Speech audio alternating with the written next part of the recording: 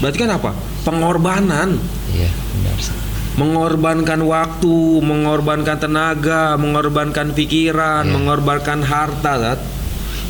Dihabisin masa mudanya buat dakwah, belajar mengajar. Sedianya anak masalah. Tapi Hasan bilang mana? Ente akan merasakan sebagaimana ana merasakan. Seindah-indahnya orang tuh masih punya guru. Tapi ente akan ngerasakan yang namanya maut itu nggak bisa ditolak. Dia akan sampai pada waktunya. Maka kita wajib ucapkan kepada Habib Hasan itu, kalau Habib Hasan ada di depan kita sekarang, engkau benar wahai Habib.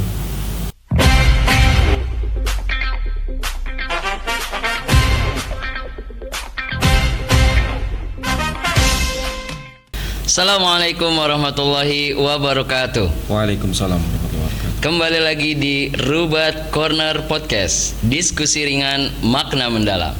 Kali ini sahabat Rubat, kita kedatangan tamu boleh dibilang istimewa karena beliau merupakan sosok yang menemani sekaligus membantu perjuangan dakwahnya Guru Mulia Habibana Hasan bin Ja'far Asgaf. Langsung saja kita sambut Al-Ustadz Zainal.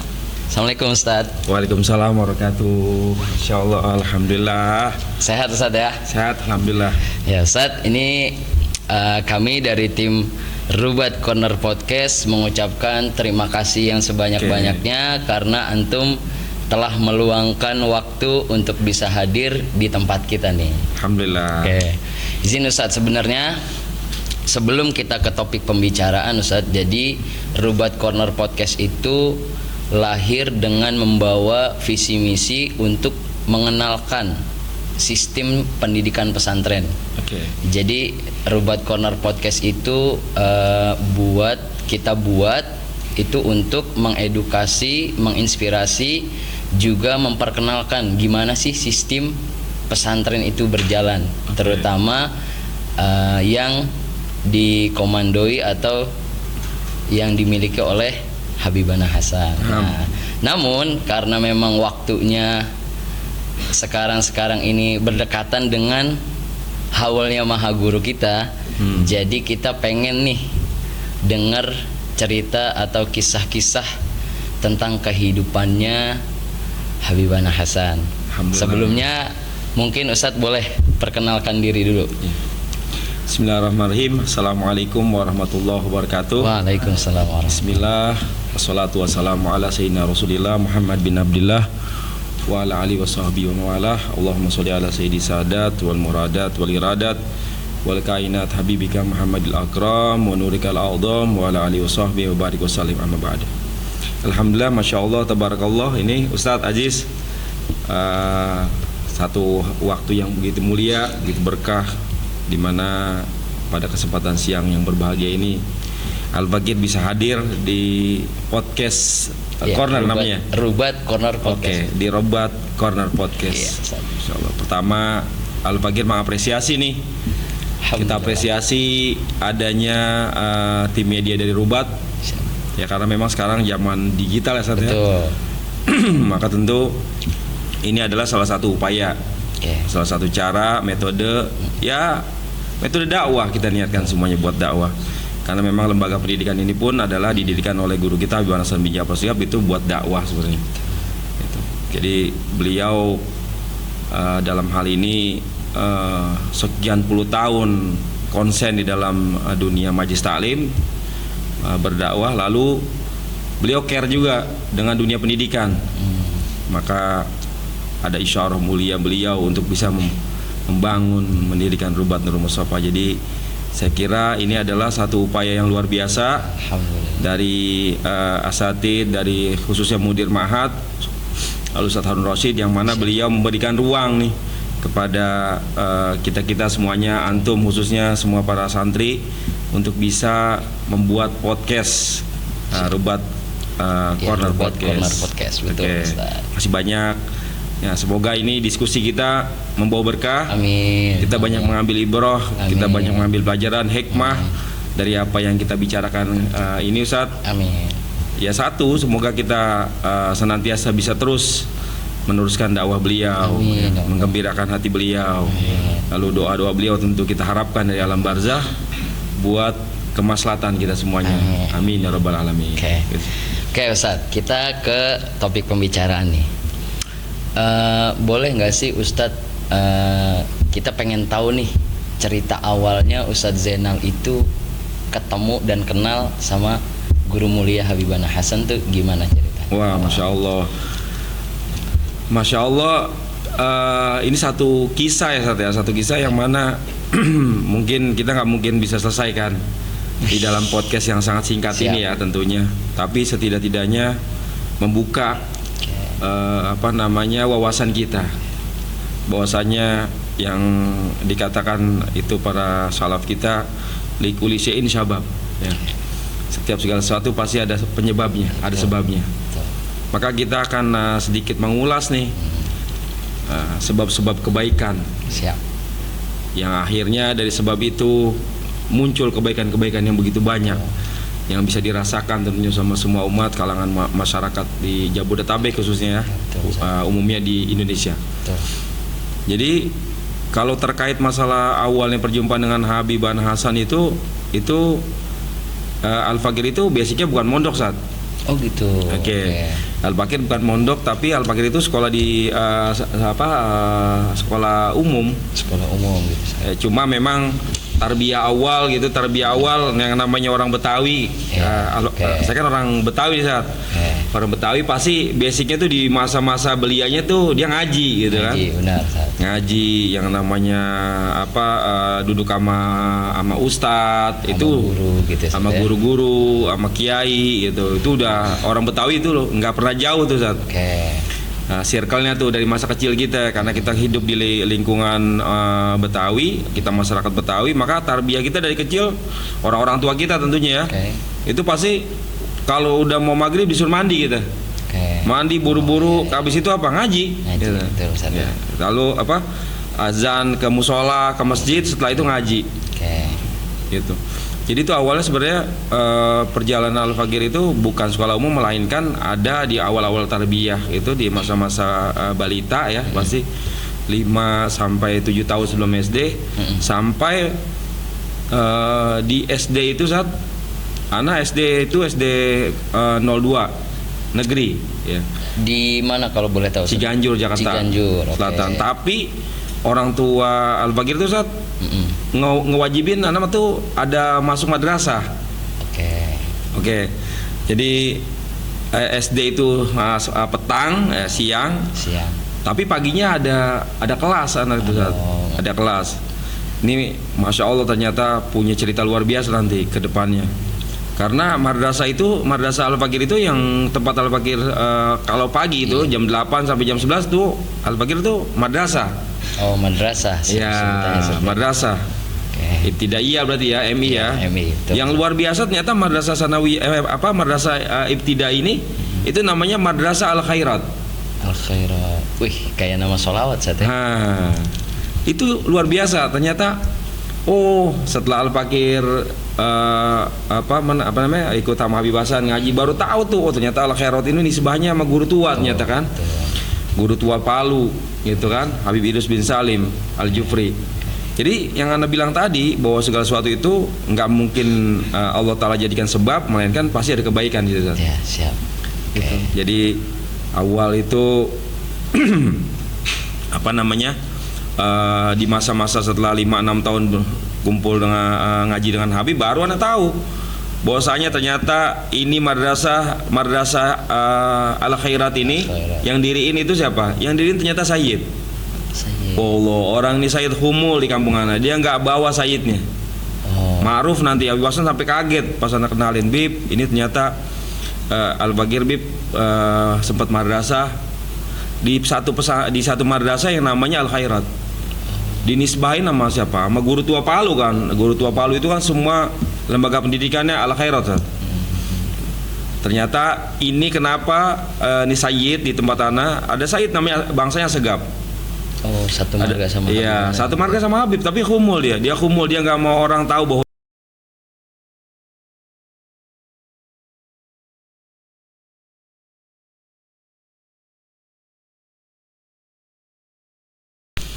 Sampai kenapa sih ini Said bisa membangun madrasah?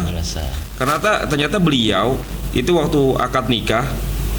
Itu beliau nih Said ini yang segap ini itu akad nikah di Kuitang. Akad nikah di Kuitang, ternyata yang menikahkan Habib Idrus bin Salim Al-Jufri. Allah yarham. Jadi Habib Idrus bin Salim kebetulan datang ke Kuitang, maka akad nikahnya yang nikahkan Habib Idrus bin Salim.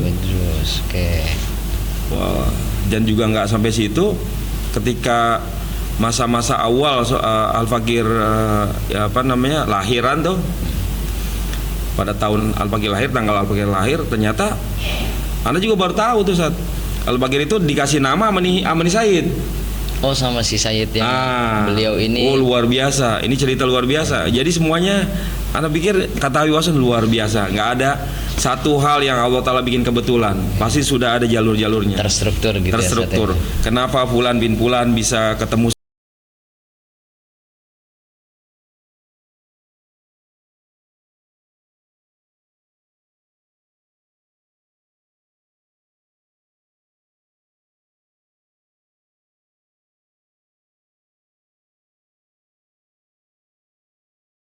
tim. Ya, betul. Kenapa Umma Solihah? Iya. Ini karena dulu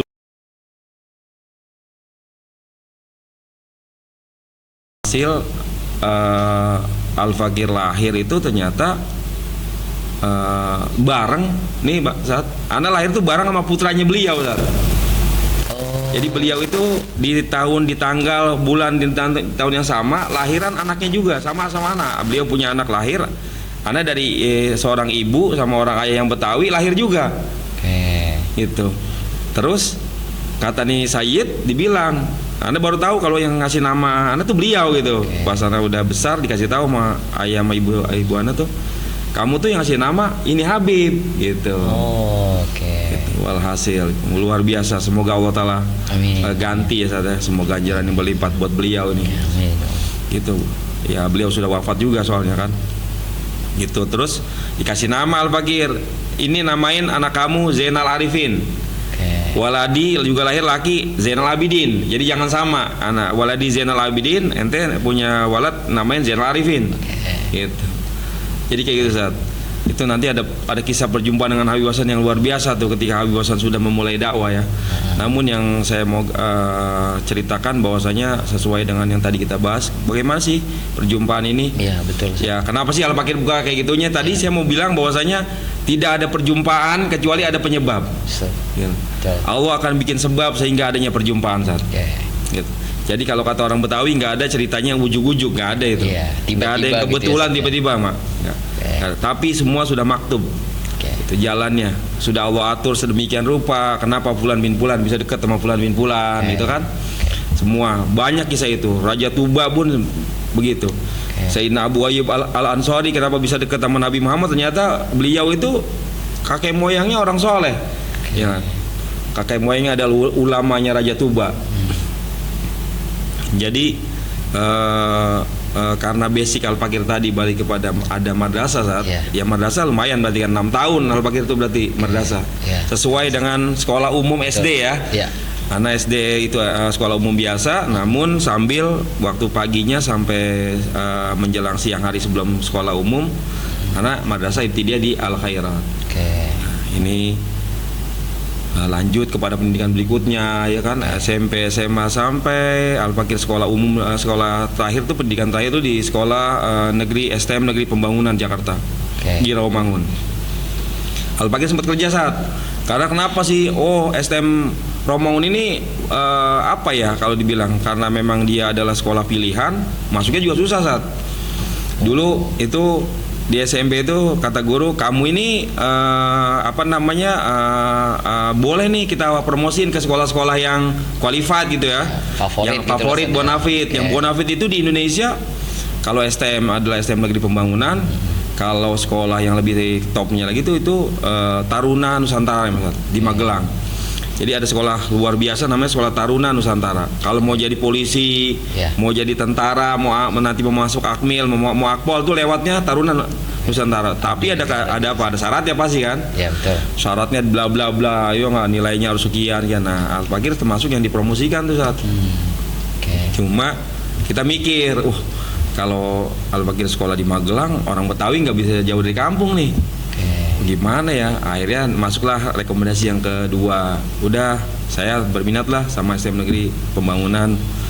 Kata guru, tapi ini STM-nya nggak 3 tahun, 4 tahun gitu. Beda sama STM yang. Iya, itu memang waktu itu presidennya masih Pak Soeharto kan gitu.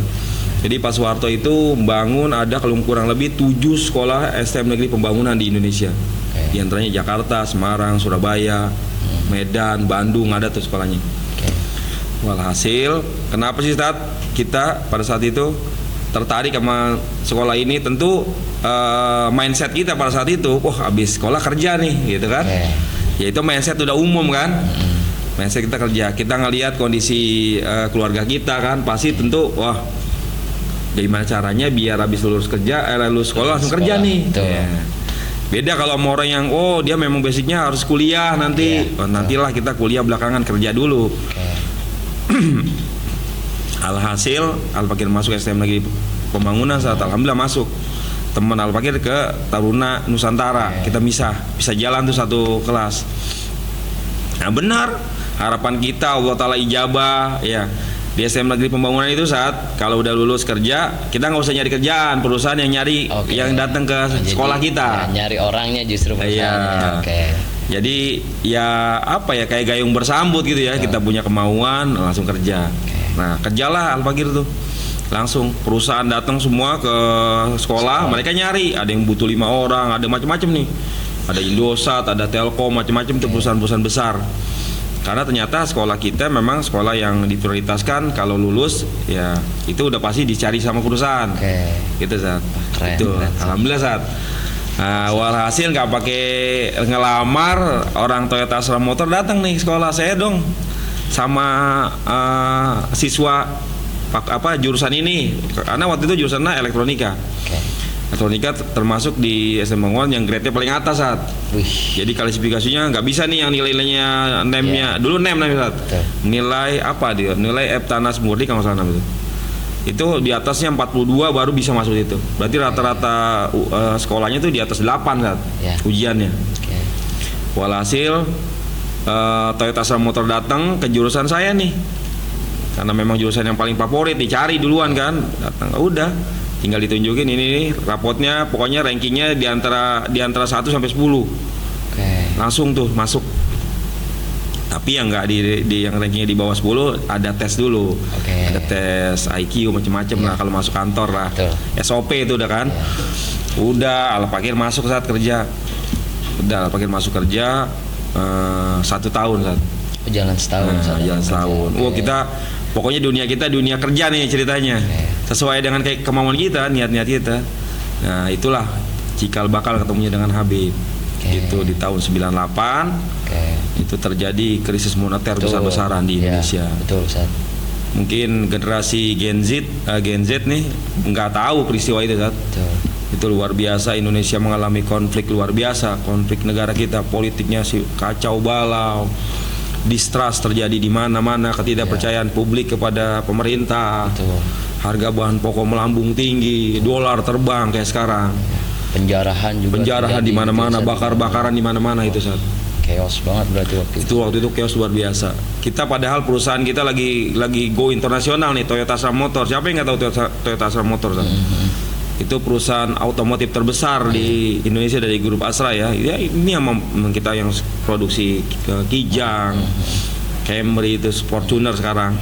Itu perusahaan kita itu dulu produksi itu. Lagi mau go internasional, terjadilah peristiwa yang luar biasa yang ini jadi sebenarnya bau berkah juga. Karena itu salah satu cikal bakal kita ketemu Habib ternyata. Gitu. Jadi dibalik krismonnya Indonesia itu. Lah Indonesia mengalami krismon luar biasa. Wah, udah orang susah nyari kerja, PHK di mana-mana. Nah, Al-Fakir ketemu Habib Hasan justru. Gitu. Nah, Al-Fakir ketemu Habib Hasan dengan wasilahnya satu orang yang masya Allah. Gitu. Jadi masa setelah krisis moneter itu kan semua karyawan kan nggak kerja. Iya. Apa sekarang istilahnya WFH ya? Iya. Karyawan semuanya WFH, work from home. Iya. Jadi kerjanya dari rumah. Betul. Al-Fakir kena tuh saat WFH gitu. WFH kena 1 bulan sampai 3 bulan sampai akhirnya perusahaan memutuskan untuk apa? Untuk resign kita. Oke. Ya, karena apa? Tadi kondisi ekonomi nggak memungkinkan, dolar Amerika terbang, sehingga biaya produksi perusahaan tuh tambah bengkak. Iya, betul. Jadi perusahaan memilih untuk apa? Untuk stagnan dulu dia. Dia mau wait and see dulu. Dia lihat dia nggak produksi dulu. Oke. Nah, Lihat untuk menurunkan, kondisi dulu gitu. ya menurunkan cost biaya perusahaan keluar karena harus gaji karyawan tiap bulan, maka karyawan-karyawan yang baru kayak Al-Fakir yang 1 tahun itu di resign. Oke. Di resign itu ya. Udah di resign tentu, wah ini kita nyari kerjaan susah nih. Oke. Susah nih, wah nyari kerjaan susah. Indonesia lagi nggak baik-baik aja pada saat itu kan. Pak Harto diturunkan. Wah luar biasa kondisi politik kita. Karena kondisi politik itu berdampak sama kondisi ekonomi sama sosial masyarakat. Tongkrongan di mana-mana, wah makin gak jelas pada saat itu. Benar. Anak muda sebutannya pergaulan bebas, udah nggak terkendali. Kenapa ya tadi? Karena kebijakan-kebijakan pemerintah itu nggak mampu mengendalikan keadaan di masyarakat saat. Betul. Udah, tapi Allah Subhanahu wa taala kasih jalan yang subhanallah. Al-Fakir punya teman, beliau itu pernah mondok di Al-Masuriyah saat ya, pondok pesantren Al-Masuriyah di Sukabumi. Itu pondok dibangun nama ulama besar dari Habaib, Habib Syekh namanya. Habib Syekh bin Salim Al-Attas. Habib Syekh bin Salim itu berguru sama Habib Muhsin bin Abdullah bin Muhsin Keramat Empang Bogor. Berguru juga beliau kepada kakek Habib Hasan bin Muhsin bin Abdullah bin Muhsin, Habib Syekh bin Salim. Habib Syekh bin Salim ini siapa? Ternyata beliau adalah ayahandanya dari Allahyarham Habib Abdurrahman bin Syekh Al-Attas yang belum lama wafat. Iya. Habib Abdurrahman bin Syekh ya. Habib Abdurrahman bin Syekh itu beliau orang tua kita, ulama kita, itu ayahandanya itu Habib Syekh bin Salim. Habib Syekh bin Salim Al-Attas. Ada lagi saudara beliau di Singapura. Nanti juga ternyata kenapa sih Habib Hasan senantiasa ngajak kita ke Singapura buat berziarah kepada beliau? Ternyata beliau punya pertalian nih. Habib Muhammad bin Salim. Habib Muhammad bin Salim Al-Attas sama Habib Syekh bin Salim adik kakak. Oh gitu. Habib Muhammad bin Salim sama-sama dari Hadramut Yaman ke Asia, tapi beliau singgah di Singapura. Lalu Habib Syekh bin Salim ke Indonesia karena berguru sama Habib Abdullah bin Muhsin. Ikut saat itu. Jadi itu di momen yang luar biasa pada saat itu. Anda masih ingat banget, itu adalah bulan Rajab saat bulan Rajab ya, bulan ampunan. Subhanallah, itu Allah kasih jalan di bulan Rajab. Kita Al-Fakir sama 7 orang pada saat itu. Kita sama 7 orang, teman-teman semuanya. Masih ada semua orangnya. Ada Abang Makmun, ada Iwan, ada Eko, ada beberapa yang sudah wafat. Itu masih di tahun 98 itu. Iya, tahun 98 itu. Tahun 98 walhasil diajak sama Sohaib nih, karena Sohaib kenapa sih beliau bisa tahu ya nggak bisa tahu Maula Bogor, karena beliau mondoknya di Sukabumi saat pondok-pondok di Jawa Barat itu, Bogor, Cianjur, Cipanas, Sukabumi, itu kalau malam Lailatul Jum'ah tuh mereka tuh libur kan, pondok-pondok kan, pondok-pondok libur, lalu pada ke Keramat Empang gitu. Pada ziarah ke Keramat Empang malam libur nih, malam Jumat, nanti ba'da subuh baru mereka balik lagi ke pondok masing-masing. Dari anak punya Sohaib itu, teman masuk anak tuh, itu namanya Muhammad Syukrillah. Muhammad Syukrillah ini tinggalnya di Pasar Minggu.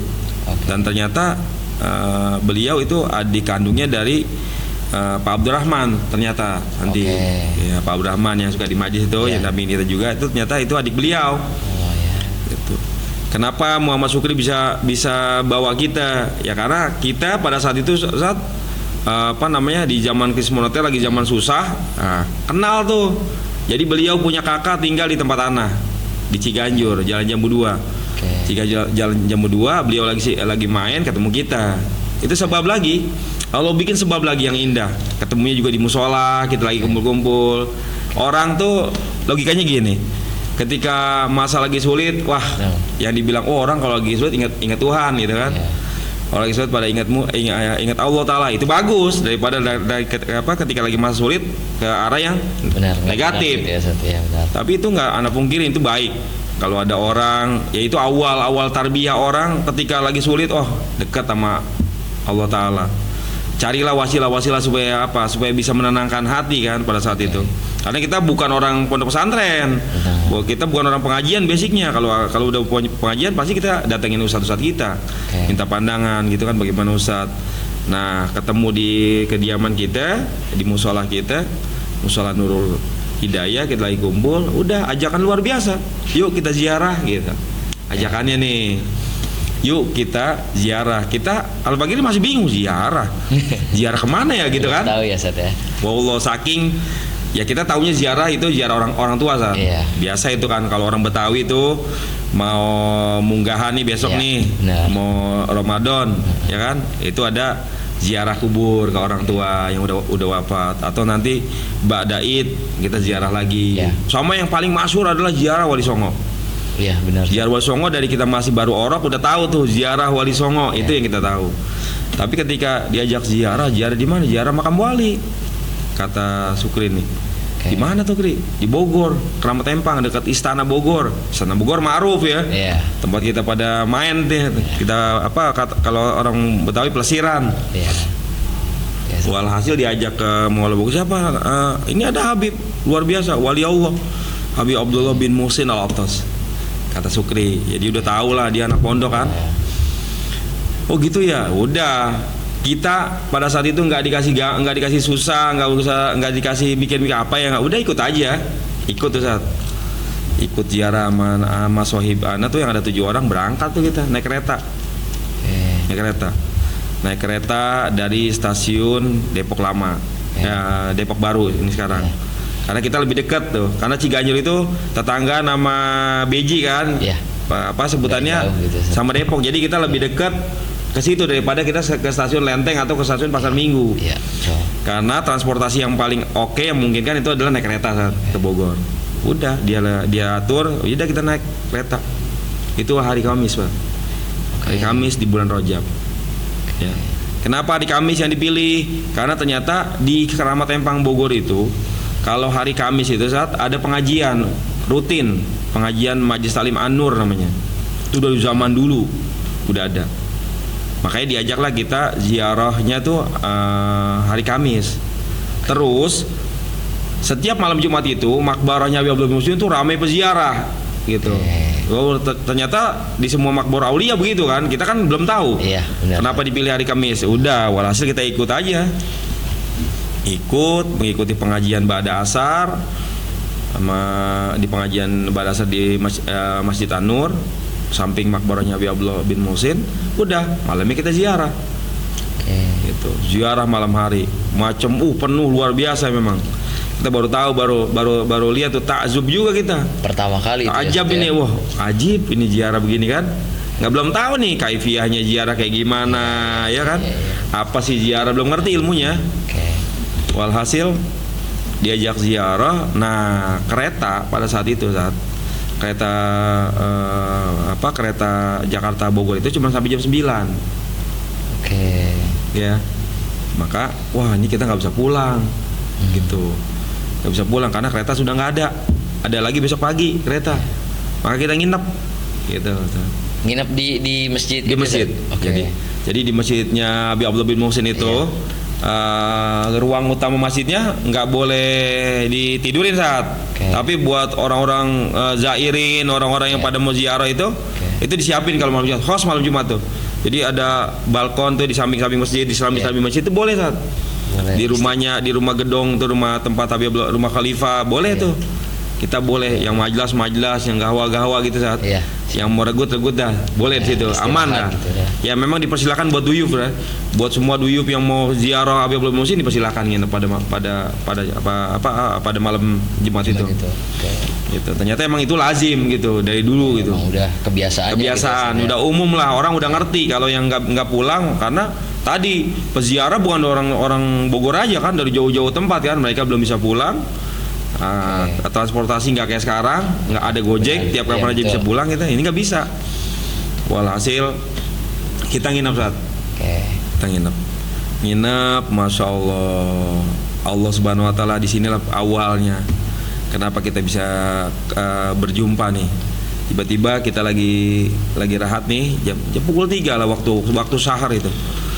Waktu sahar terus ada anak muda nih berdua nih sama temennya, anak muda berdua.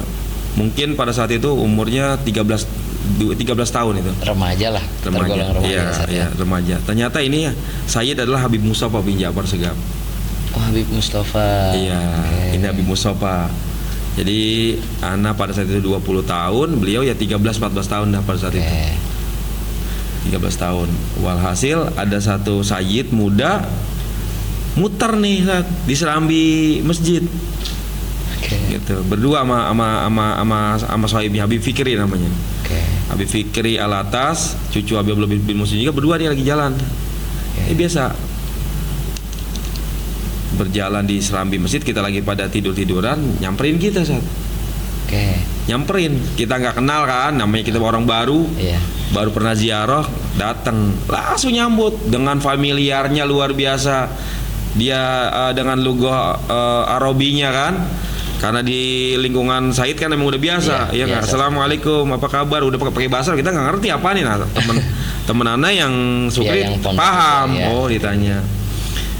Udah anak ente kan kalau orang-orang kalau bahasa pergaulan kan, itu udah ditanya sama Habib Mus, ente dari mana, gitu. Habib Mustafa yang pertama kali ini kita bilang dari Ciganjur Habib, gitu. Anda belum bisa ngomong Habib itu, belum tahu cara manggil ya. Ya udah yang kalam temenan aja nih. Dari udah tanya satu, nama ente siapa? Duduklah Habib Mustafa di tengah-tengah kita. Duduk. Jadi kayak kalau kita bikin alaqah gitu. Kita duduk bangun. Nah, dengerin Habib Mustafa ngomong. Beliau memperkenalkan diri, ana Mustafa bin Ja'far Segaf. Ana cucu Habib Keramat, ana rumahnya di sini, bla bla bla dicerita. Habib Mustafa nih awal marah, pertemuan luar biasa. Lalu ditutup dengan kalimat antum semuanya. Ini kita anggap udah pada ngerti bahasa Arab nih. Kita nggak ngerti pada saat itu, antum belum ngerti. Kita biasa orang Betawi kan. Walhasil belum ngerti karena bukan basic pondok. Kata Habib Mustafa, ya udah sekarang gini, antum besok ada undang lagi malam Jumat kesini lagi. Iya, tapi kata Habib Mustafa, antum gak usah tidur di masjid, antum tidur di rumah ana. Mantap banget. Luar biasa, tawaran luar biasa. Subhanallah. Ya, subhanallah. Terus dilanjut lagi, nanti antum anak kenalin nama akhi. Anak punya akhi, Habib Hasan namanya. Tuh saat. Wow, girang kita kan. Wah, luar biasa, parah. Wah, Ajib amat nih, baru datang kan. Yang lebih ngerti teman ana, karena undangannya Sayyid ini kita. Iya, dia ngerti fadilahnya Ahlul Bait ya nggak? Tahu-tahu diajak besok diundang kembali. Lalu beliau ngomong tuh, nanti setelah ketemu anak punya kakak, ngomongnya kakak pas itu Habib Mustafa. Nanti antum anak-anak sama kakak anak Habib Hasan. Kita ada pengajian setiap malam Jumat di Anggraini. Di sekitaran situ juga. Anggraini itu di Cisarua. Jadi ada satu rumah, ada satu wisma, masih ada. Kalau antum ke puncak, antum melihat ke kanan nanti dekat Grand Usu ada Wisma Anggraini. Gitu. Di sebelah kanan kalau kita dari arah Gadok, di kanan tuh ada Wisma Anggraini. Itu ternyata rumahnya Sayyid. Rumahnya Sayyid itu namanya Sayyid Habib Hamzah. Habib Hamzah Alatas itu rumahnya kalau Lailatul Jum'ah itu buat pengajian Sayyid. Sayyid yang sabab semuanya ngajian situ kumpulnya. Itu Anda juga baru tahu. Nah, ternyata beliau tuh nanti beripar-iparan nama Habib Shadiq Baharun. Salah satu guru dalwa ya, Habib Shadiq Baharun tuh nikah sama adiknya Habib Hamzah nanti ke depan waktunya. Habib Mus bilang gitu. Antum ana undang lagi malam Jumat depan ke ziarah Habib Abdullah bin Muhsin, tapi antum tidurnya di rumah ana. Nanti antum anak kenal sama kakak anak Habib Hasan bin Ja'far Segaf. Setelah itu kita ngaji di Anggraini. Gitu saat. Berarti abis itu antum pulang tuh ya? Pulang, anak subuh berjamaah, pada subuh ziarah terakhir bareng Khalifah. Khalifah pada saat itu Habib Abdullah bin Zain.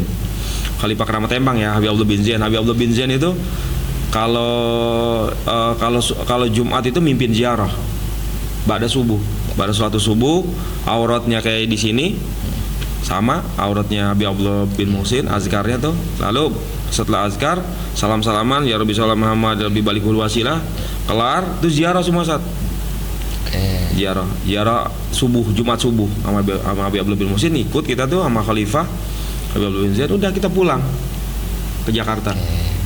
Wah, udah tuh prepare Kong. Wah, malam Jumat depan nih kita berangkat lagi dengan formasi yang sama masih. Bertujuh ya Sat? Nah, masih formasi yang sama, 7 orang. Muhammad Sukrila, ada Makmun, Bang Makmun nih sekarang Bang Makmun abangnya siapa di sini? Yang anaknya, Ahmad Syafik. Ya, Ahmad Syafik itu abangnya tuh, itu teman Anda tuh, seperjuangan mana? Terus kita saat malam Jumatnya ya, balik lagi ke Keramat Tembang. Namun beda nih, udah nuansanya udah bukan orang asing lagi nih. Kita mau jadi tamunya Habib Mustafa nih. Walhasil sampai di masjid udah ditungguin ternyata sama Habib Mustafa. Ini zaman gak ada komunikasi ya. Bukan kayak zaman now yang masih bisa WA. Sinyal Lo gitu. nggak ada handphone. Wah. Handphone belum ada. Ini zaman masih telepon rumah. Tahun 98 ini zaman telepon rumah. Baru setelah itu ada pager. Habis pager baru naik lagi ke handphone. Lama itu masih panjang ceritanya. Belum ada sosial media kayak sekarang saat. Iya, benar. Belum ada Bib, ya Anda mau ke bed antum nggak ada itu.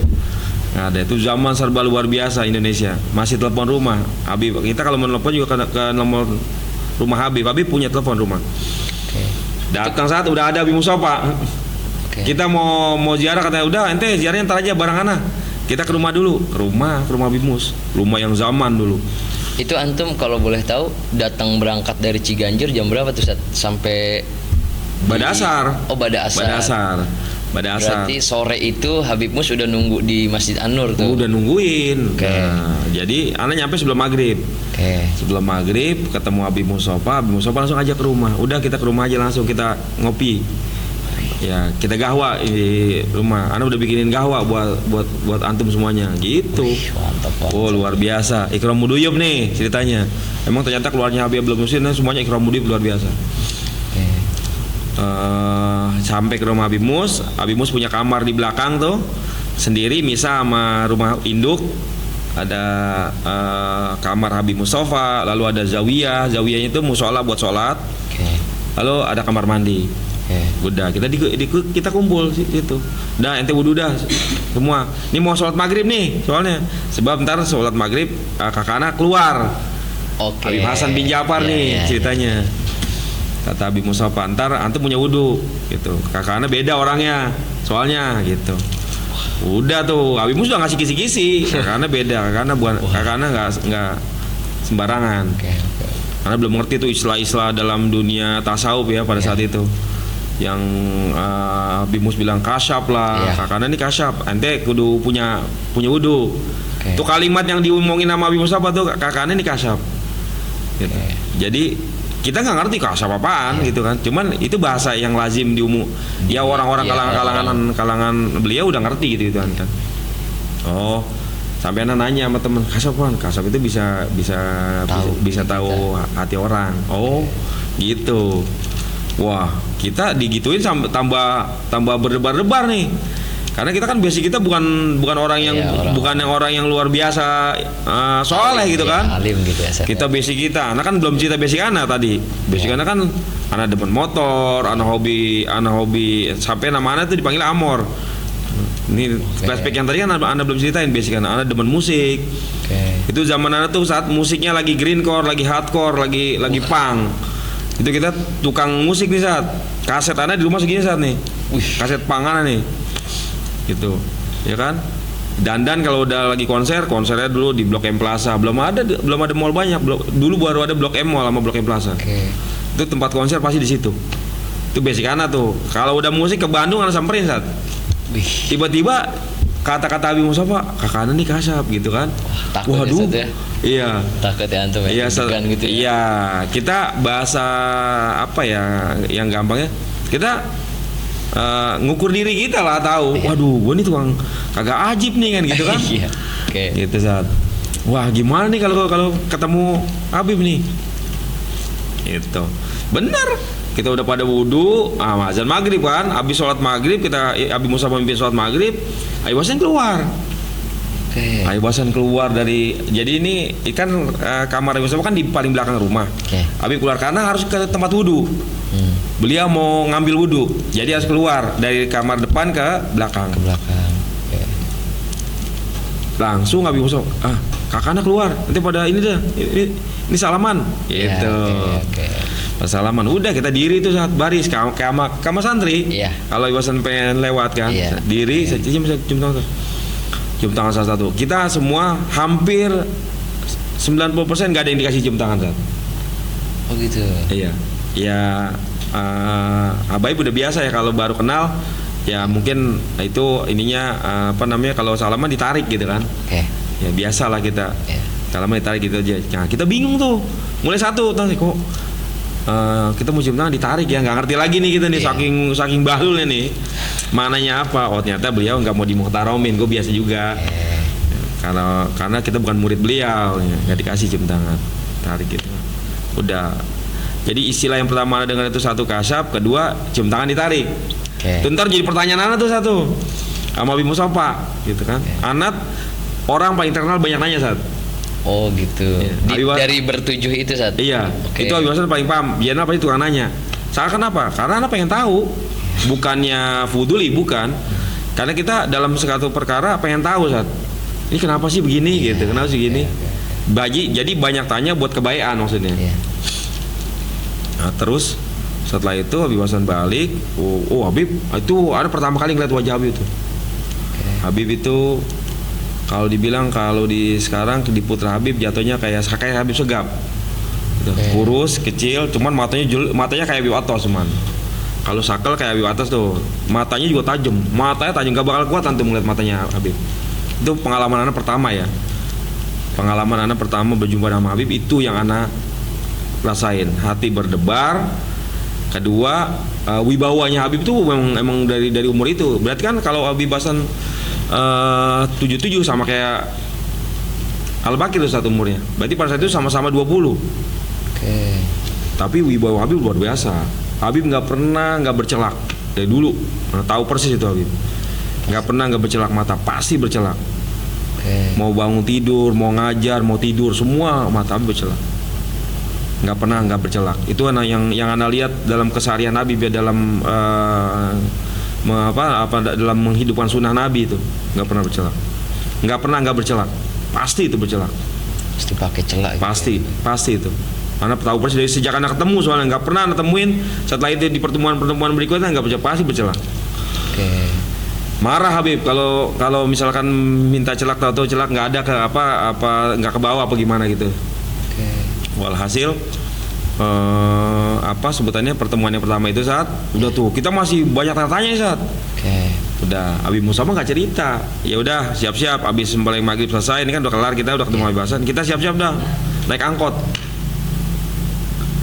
ke Anggreni yang tadi Anda bilang. Kita ikut pengajiannya para sayyid nih. Di Habib Mustafa nggak cerita nih pengajiannya para sayyid, nggak cerita. Kita datang ke pengajian di Anggreni.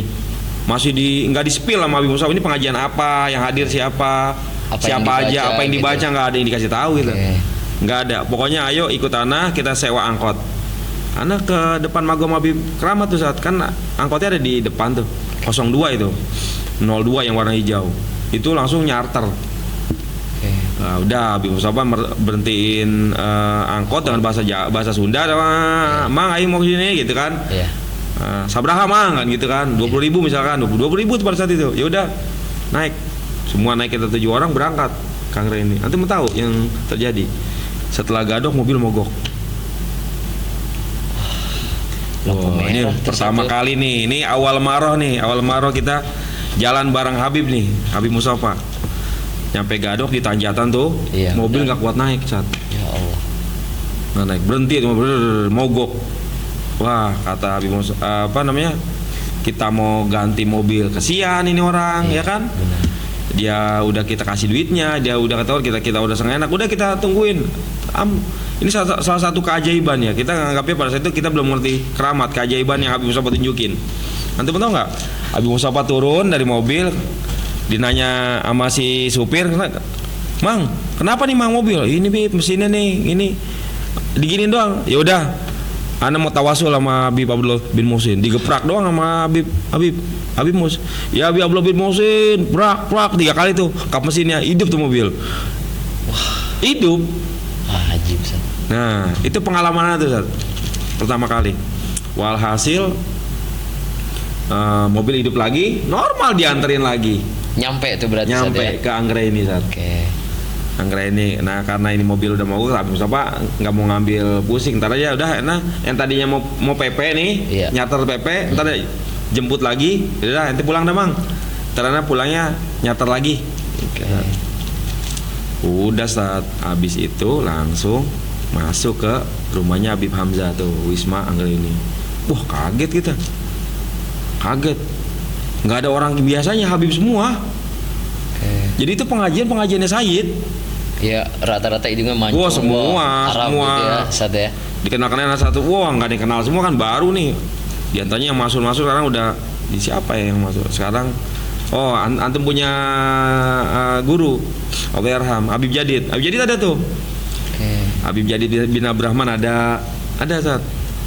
Jadi itu ternyata circle-nya Habib Hasan bin Ja'far tuh. Oke. Gitu.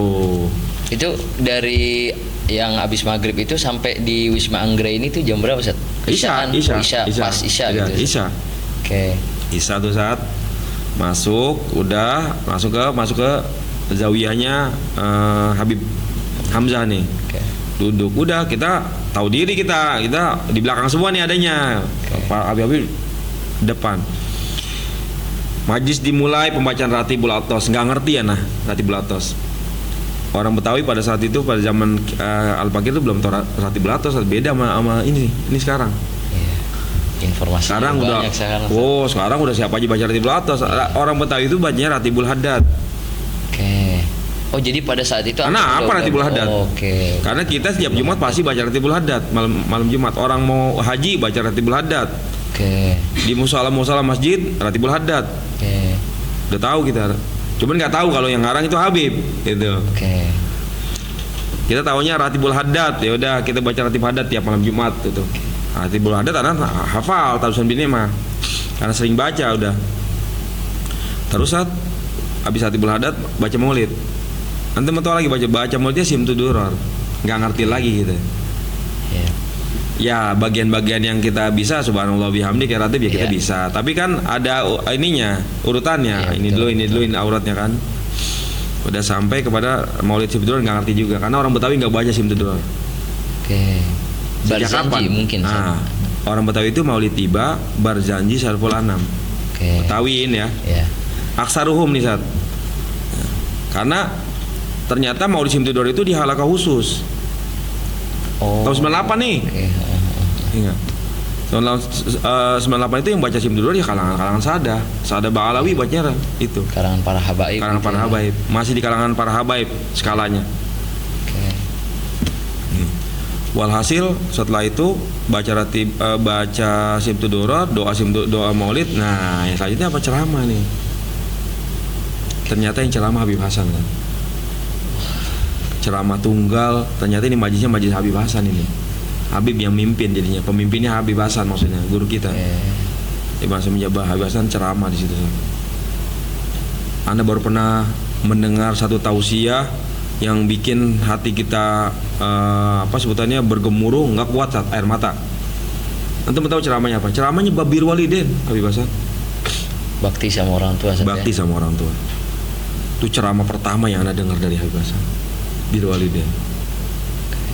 Gak kuat. Anda ngalamin udah mulai ngalamin ruhaniyah nih saat dengar ceramah Habib Hasan dengan suara yang beliau yang lantang luar biasa.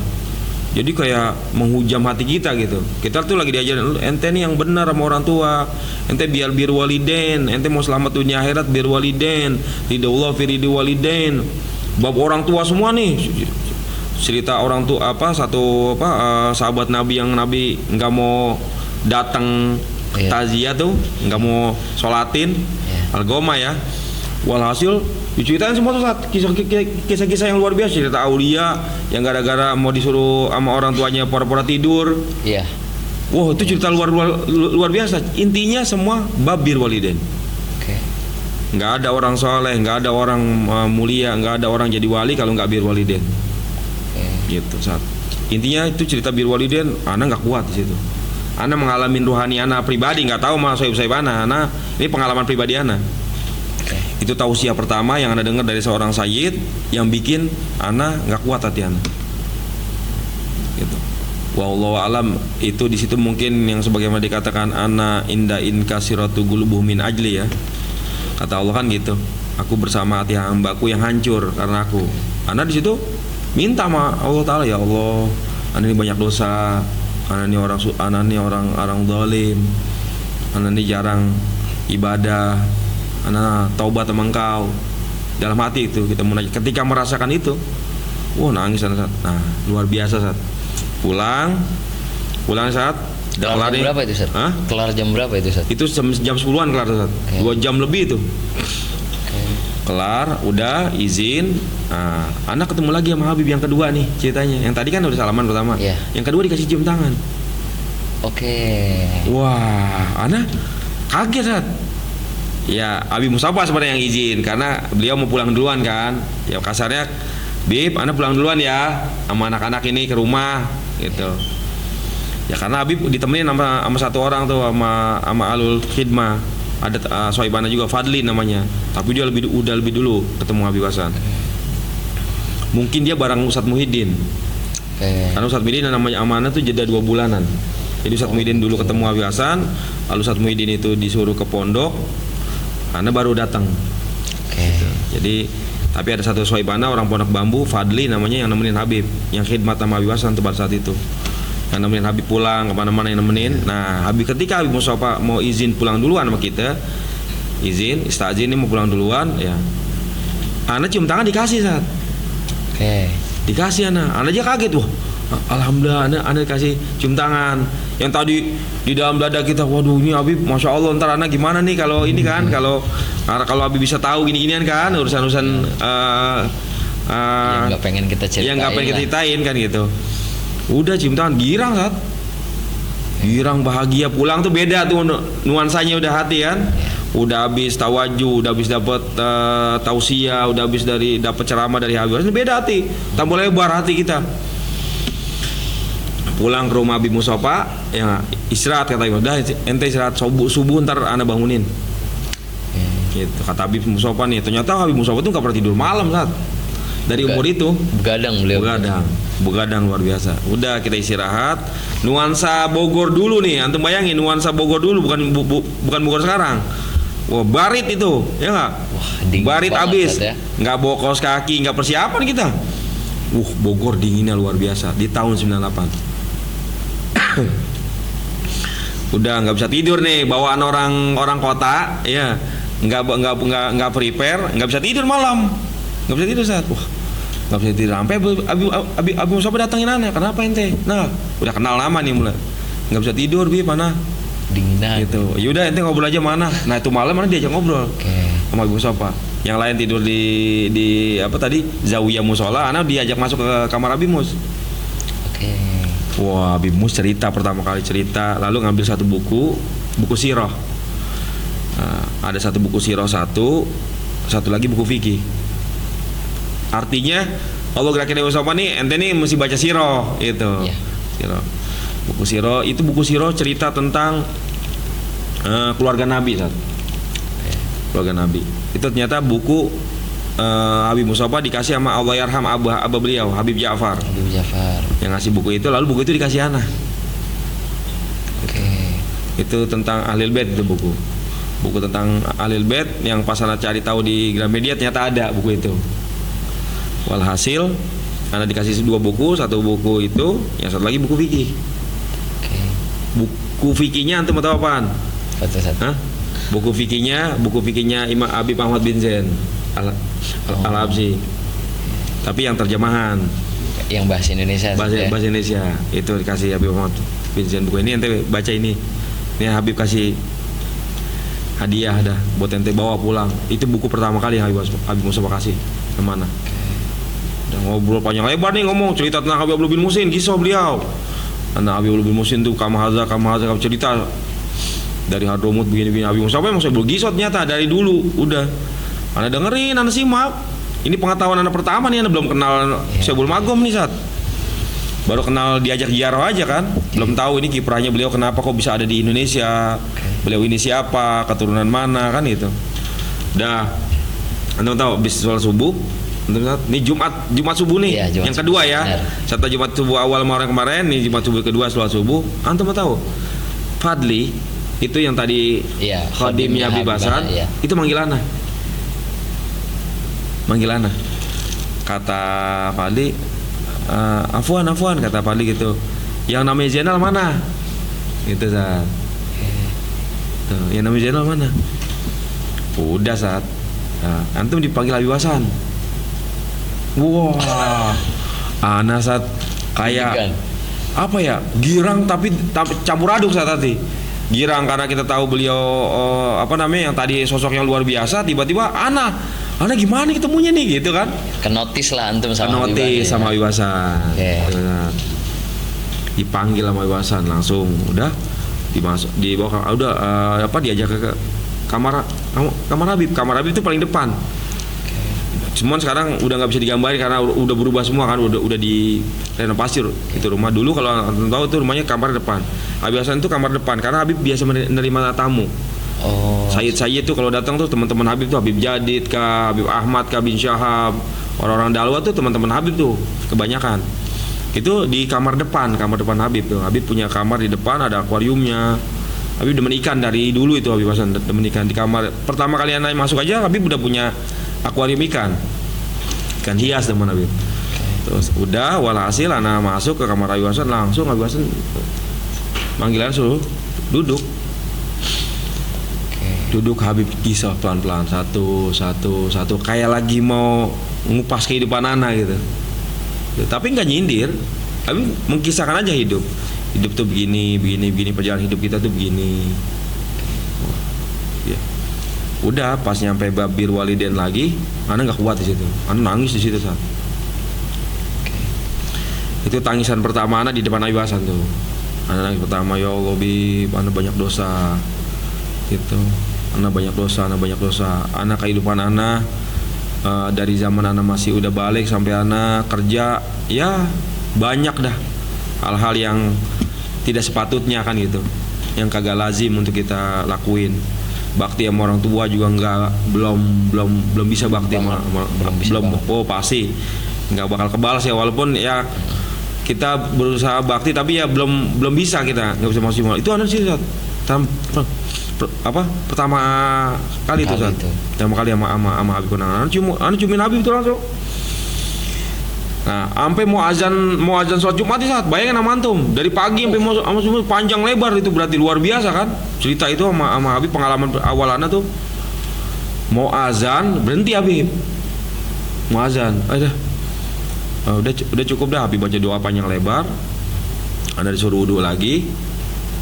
Berangkat ke masjid bareng Habib. Bertiga nih jadinya, Habib, Fadli, Ana ke masjid alun-alun dari Keramat Tembang. Kan masjid Keramat Tembang nggak dibuat sholat Jumat, yang di bawah yang masjid alun-alun. Sholat di situ. Ana nggak kuat, nangis di situ di masjid. Itu omongan Habib Hasan tuh terngiang-ngiang tuh saat gitu saat. Penyesalan luar biasa. Walhasil udah, ya Allah, ana ini dosa ana udah nggak kehitung banyaknya. Ampunin, udah di dalam hati mintanya itu aja. Ampunin karena yang dibahas sama Habib Hasan semua tentang tentang bir waliden. Semua yang dibahas sama Hasan belum pernah kerjain semua. Kita nggak pernah cium tangan orang tua. Cium tangan sama orang tua kalau ya lazim kalau mau berangkat sekolah sama itu aja kan.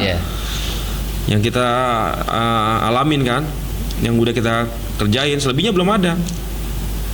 Terus itu pas udah kelar sholat Jumat diajak ziarah sama Habib. Udah sebelum Zainal pulang ziarah dulu sama Habib ke Habib Kamat.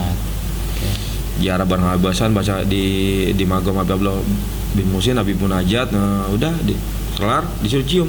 Dia ente cium dah makamnya.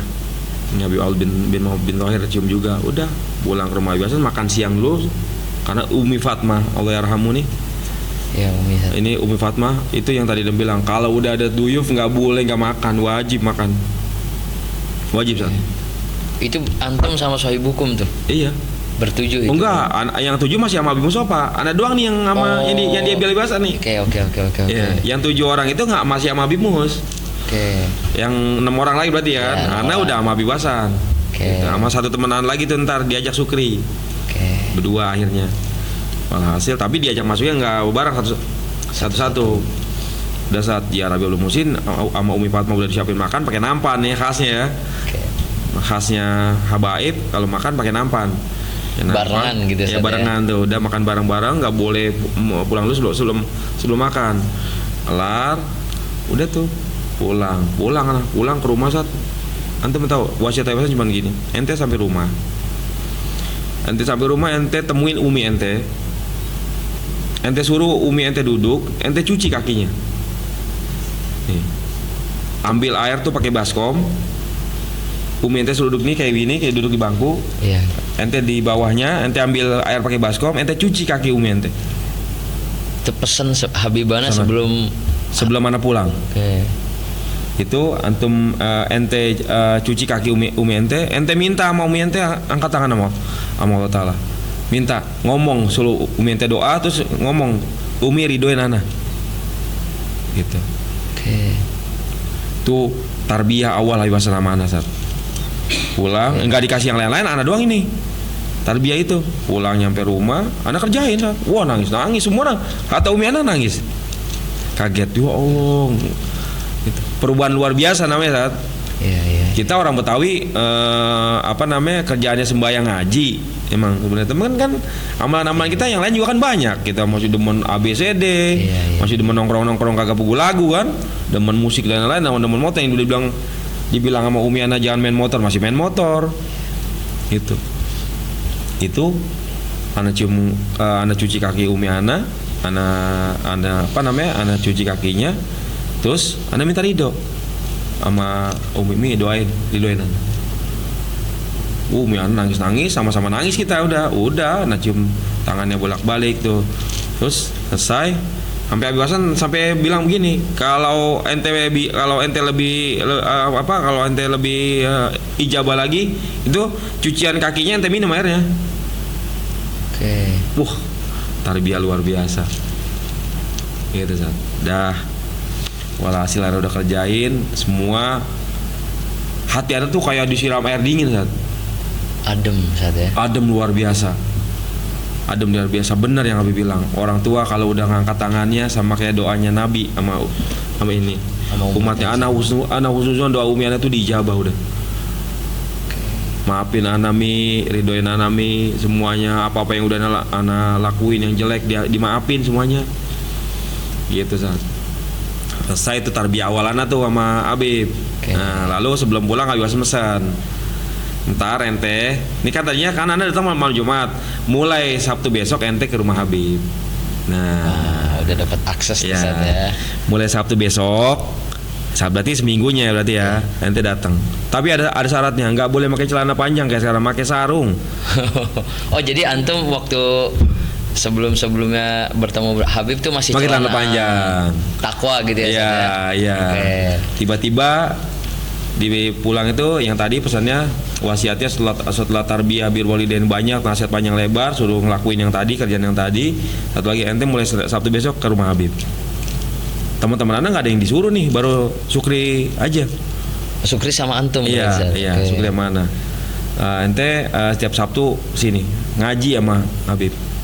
Pengajiannya habis Isya, tapi ente karena anak harus datang dari ini kan sore. Tapi ada syaratnya, nggak boleh pakai celana panjang kayak sekarang. Ente ke sini pakai sarung dari rumah. Belum ada orang pakai sarung, kan? Iya. Wow, ujian lagi nih. Wah, dari rumah pakai sarung gimana ceritanya nih? Gimana? Iya kan? Kalau anak-anak santri biasa pakai sarung, Sat. Iya, benar. Kita orang-orang kagak pernah pakai sarung. Kalau sarungan kalau mau sholat aja tiba-tiba suruh pakai sarung hari-hari. Mulai nih. Dari rumah berangkat pakai sarung, pakai baju takwa. Heboh, Sat. Heboh. Di mana heboh? Di circle teman-teman anak yang masih teman main. Anak kan hobi anak basketball, ya, bola, ya kan. Tiba-tiba anak di hari Sabtu yang lazimnya hari Sabtu itu harus main basket ataupun main sepak bola, anak harus ninggalin itu kegiatan anak suruh ngaji sama ini Habib. Wow, jadi bahan omongan. Itu bahan omongan pertama kali sama orang itu anak. Wow, Jonal udah tobat gini-gini. Orang tahu anak saat gitu. Jadi kasarnya Soebi di teman-teman main udah tahu kita tuh tukang musik, kita tuh tukang ngetrek motor, tiba-tiba sarungan. Heboh, Sat. Gitu. Heboh pertama tuh yang terjadi tuh di circle anak terkecil ya, circle teman main. Heboh, Sat. Udah, Anda jalanin. Udah Umi Ana udah ngelihat Ana begitu, girang dah Umi ini. Udah jalan. Ridhonya Umi, ridhonya anak punya abah. Berangkat itu setiap Sabtu. Nah, sampailah di Sabtu yang di satu malam yang 27 Rajab. Ini kan bulan Rajab nih, awal Rajab. Sampailah 27 Rajab, saat Habib ngomong, kalau Allah takdirin baik. Sebelum ini Habib utus Habib Mustafa dulu ke tempat Ana. Jam 2 nih, Habib Mustafa buka ratib dulu pertama kali. Jadi setelah anak jalan sama Habib Hasan 2 minggu ngaji tuh, Sabtu pertama, Sabtu kedua Habib Mustafa suruh terjun. Habib Mustafa yang nyamperin ke antum. Iya. Nah, Mus, ente Habib Mus, ente ke tempat Jenal sono. Ente lihat dulu, cek ombak bahasa ininya. Iya. Kumpul ente buka majelis. Baca ratib 200 doang. Baca 200 di tempat ada macam-macam saat yang pada datang anak kan undang-undangin teman-teman main nih yang tadinya pada ngomongin anak undang-undangin. Itu di tempat antum berarti? Iya, tempat anak. Terus Habib Mustafa nyerah. Wah, Kak, kacau pertanyaannya gitu. Tapi tanpa sepengetahuan anak nih, Habib Mustafa ngadu sama Habib. Ntar yang cerita bini Habib. Maksudnya anak nanya pertanyaannya macam-macam gitu kan. Ya namanya orang dunia kan. Iya. Tanya kan ngerti lah. Iya, belum ngerti nanya kan tuh pertanyaan-pertanyaan yang sekarang ya, kalau pertanyaan yang kagak masuk akal lah. Bukan pertanyaan agama. Walhasil Habib Mustafa bilang, nah baru dah biasa bilang tuh mana ntar kalau Allah takdirin Anda mau ziarah Habib Husin luar Batang dulu. Kalau dari Habib Husin luar Batang Anda dapat isyarah zen bagus, Anda ke rumah ente. Gitu saat itu 26 Rajab Habib ziarah ke luar Batang, ternyata kabar baik, isyarah bagus. Habib nelfon ke rumah teman Ana nih, ya rumah teman Ana, karena di rumah Ana nggak ada telepon ini rumah saat telepon. Habib jadi datang situ. Itulah pertama kali Habib datang. Ya, napak tilas nih pertama kali datang di malam 27 Rajab, dikumpulin kita tapi ngumpulin di rumah teman Ana kalau yang ini udah, karena lebih ini luas kan. Karena udah mulai ngajak-ngajak ini orang kan. Iya. Gitu. Bukan yang 7 doang, udah orang kamu udah kita ajak nih. Antum udah pada diundang-undangin dah tuh. Diundangin, terutama circle yang di bawah Ana. Gitu, ada generasi di bawah Ana, ada orang-orangnya masih ada sekarang. Itu apa sebutannya, Habib datang tuh malam, Habib cerita aulia biasa. Habib tuh saya bulgisuf dari dulu.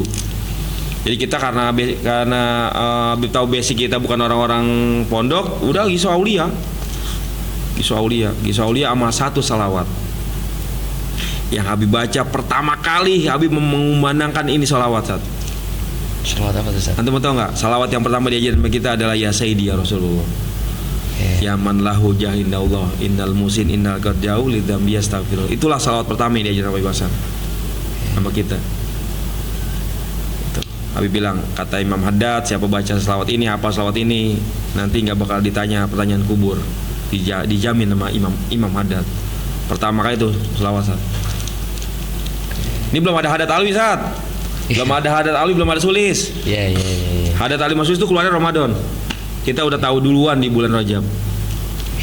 Ntar Haddad Alwi baca salawat tuh, ya Sayyidi ya Rasulullah. Sama Sulis masih segini nih.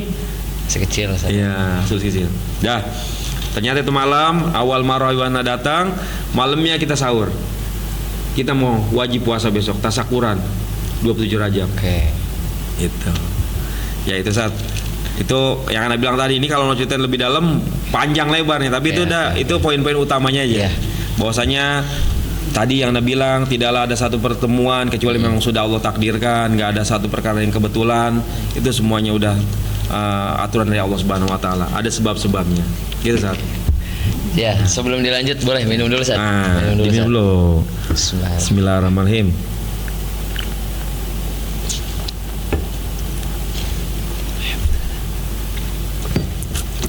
Oke, setelah kita tahu nih perjalanannya Ustadz Zainal dengan Habibana tuh, nah sekarang kalau menurut Ustadz, pandangannya Ustadz tentang sosok Habibana tuh kayak gimana Ustadz? Setelah perjumpaan dan setelah Habibana datang ke tempatnya antum buat buka pengajian tuh, pandangannya antum tentang guru mulia tuh seperti apa? Iya, sebenarnya apa ya? Kalau kita lihat kan cucu Nabi, keluarga Nabi kan memang mewariskan sifat Nabi. Oke. Ya. Jadi sudah jelas nasnya itu yang mana ma'fil aba fil abna. Ya nggak ada sesuatu yang ada di orang tua pasti ada di anak. Apalagi beliau adalah menyambung silsilah nasabnya dengan Nabi, dengan orang-orang besar. Ya karena masa kehidupan beliau adalah di Keramat Empang Bogor saat, maka yang beliau lihat semuanya keindahan dan kemuliaan. Ya, ada di aunnya seorang wali Allah, ada di satu naungannya wali Allah seperti Habib Abdullah bin Muhsin yang Qutbiyah. Tentu selain beliau sosok keluarga Nabi, maka mata, pandangan, pendengaran semuanya itu terisi dengan kemuliaan dan kebaikan. Karena di tempat itu tempat kumpulnya orang soleh, tempat kumpulnya para wali Allah, Anwar Muhammadiyah di situ turun, ya kan? Itulah yang menjadikan tumbuh gitu, yang Al-Fakir lihat dan apa yang rasakan saksikan sendiri di pribadi beliau itu rahimnya luar biasa. Sayangnya luar biasa. Kita itu kayak bukan orang lain saat. Kayak bukan orang. Jadi rasa kasih sayangnya itu ditumpahkan seperti dengan keluarga sendiri kepada orang yang beliau baru kenal, kepada umatnya Nabi. Dan ana baru tahu kenapa Habib Hasan itu milih masyarakat Jakarta saat segmen dakwah beliau, pemuda-pemuda Jakarta. Ternyata itu ngambil ibrah dari Nabi gitu, Nabi betapa perhatiannya dengan orang-orang Quraisy pada saat itu di zaman jahiliyah.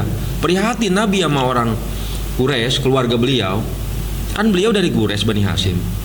Ini bagaimana nih keluarga anak kalau keadaannya kayak begini, jahiliyah begini. Mereka terkontaminasi dengan berbagai macam kegiatan-kegiatan maksiat billah kan, minum khamar, macam-macam, perjudian, menyembah berhala, gitu. Jadi beliau itu kenapa sih memilih masyarakat ibu kota? Karena masyarakat yang paling terkena terkontaminasi dengan hal yang negatif itu masyarakat ibu kota. Gitu. Ketika masa krisis moneter, ketika masa politik bergejolak, beliau tuh prihatin nih bagaimana nasib anak muda nih. Mereka ini generasi penerus. Terus agama mau dibawa sama siapa lagi? Sedangkan mereka tuh harapan. Belum ada loh majelis pemuda di Jakarta pada saat itu. Oh, nggak ada sama sekali. Saat. Yang ada majelis apa? Majelis tua. Majelis Habib Ali Kuitang itu masih majelis yang udah emang berdiri lama. Al-Hawi, As-Salafiyah.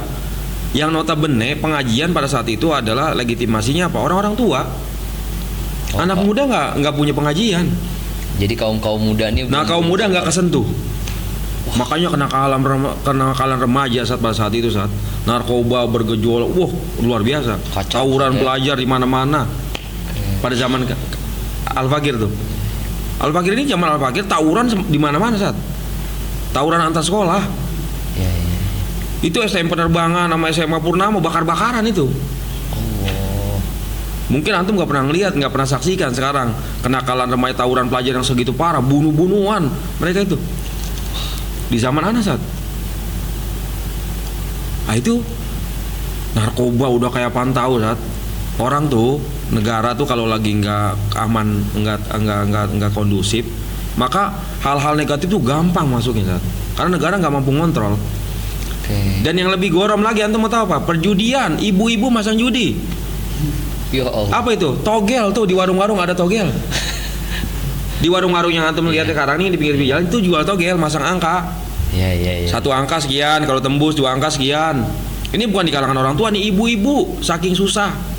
Sampai keluar yang namanya tuh dulu namanya ikan krismon.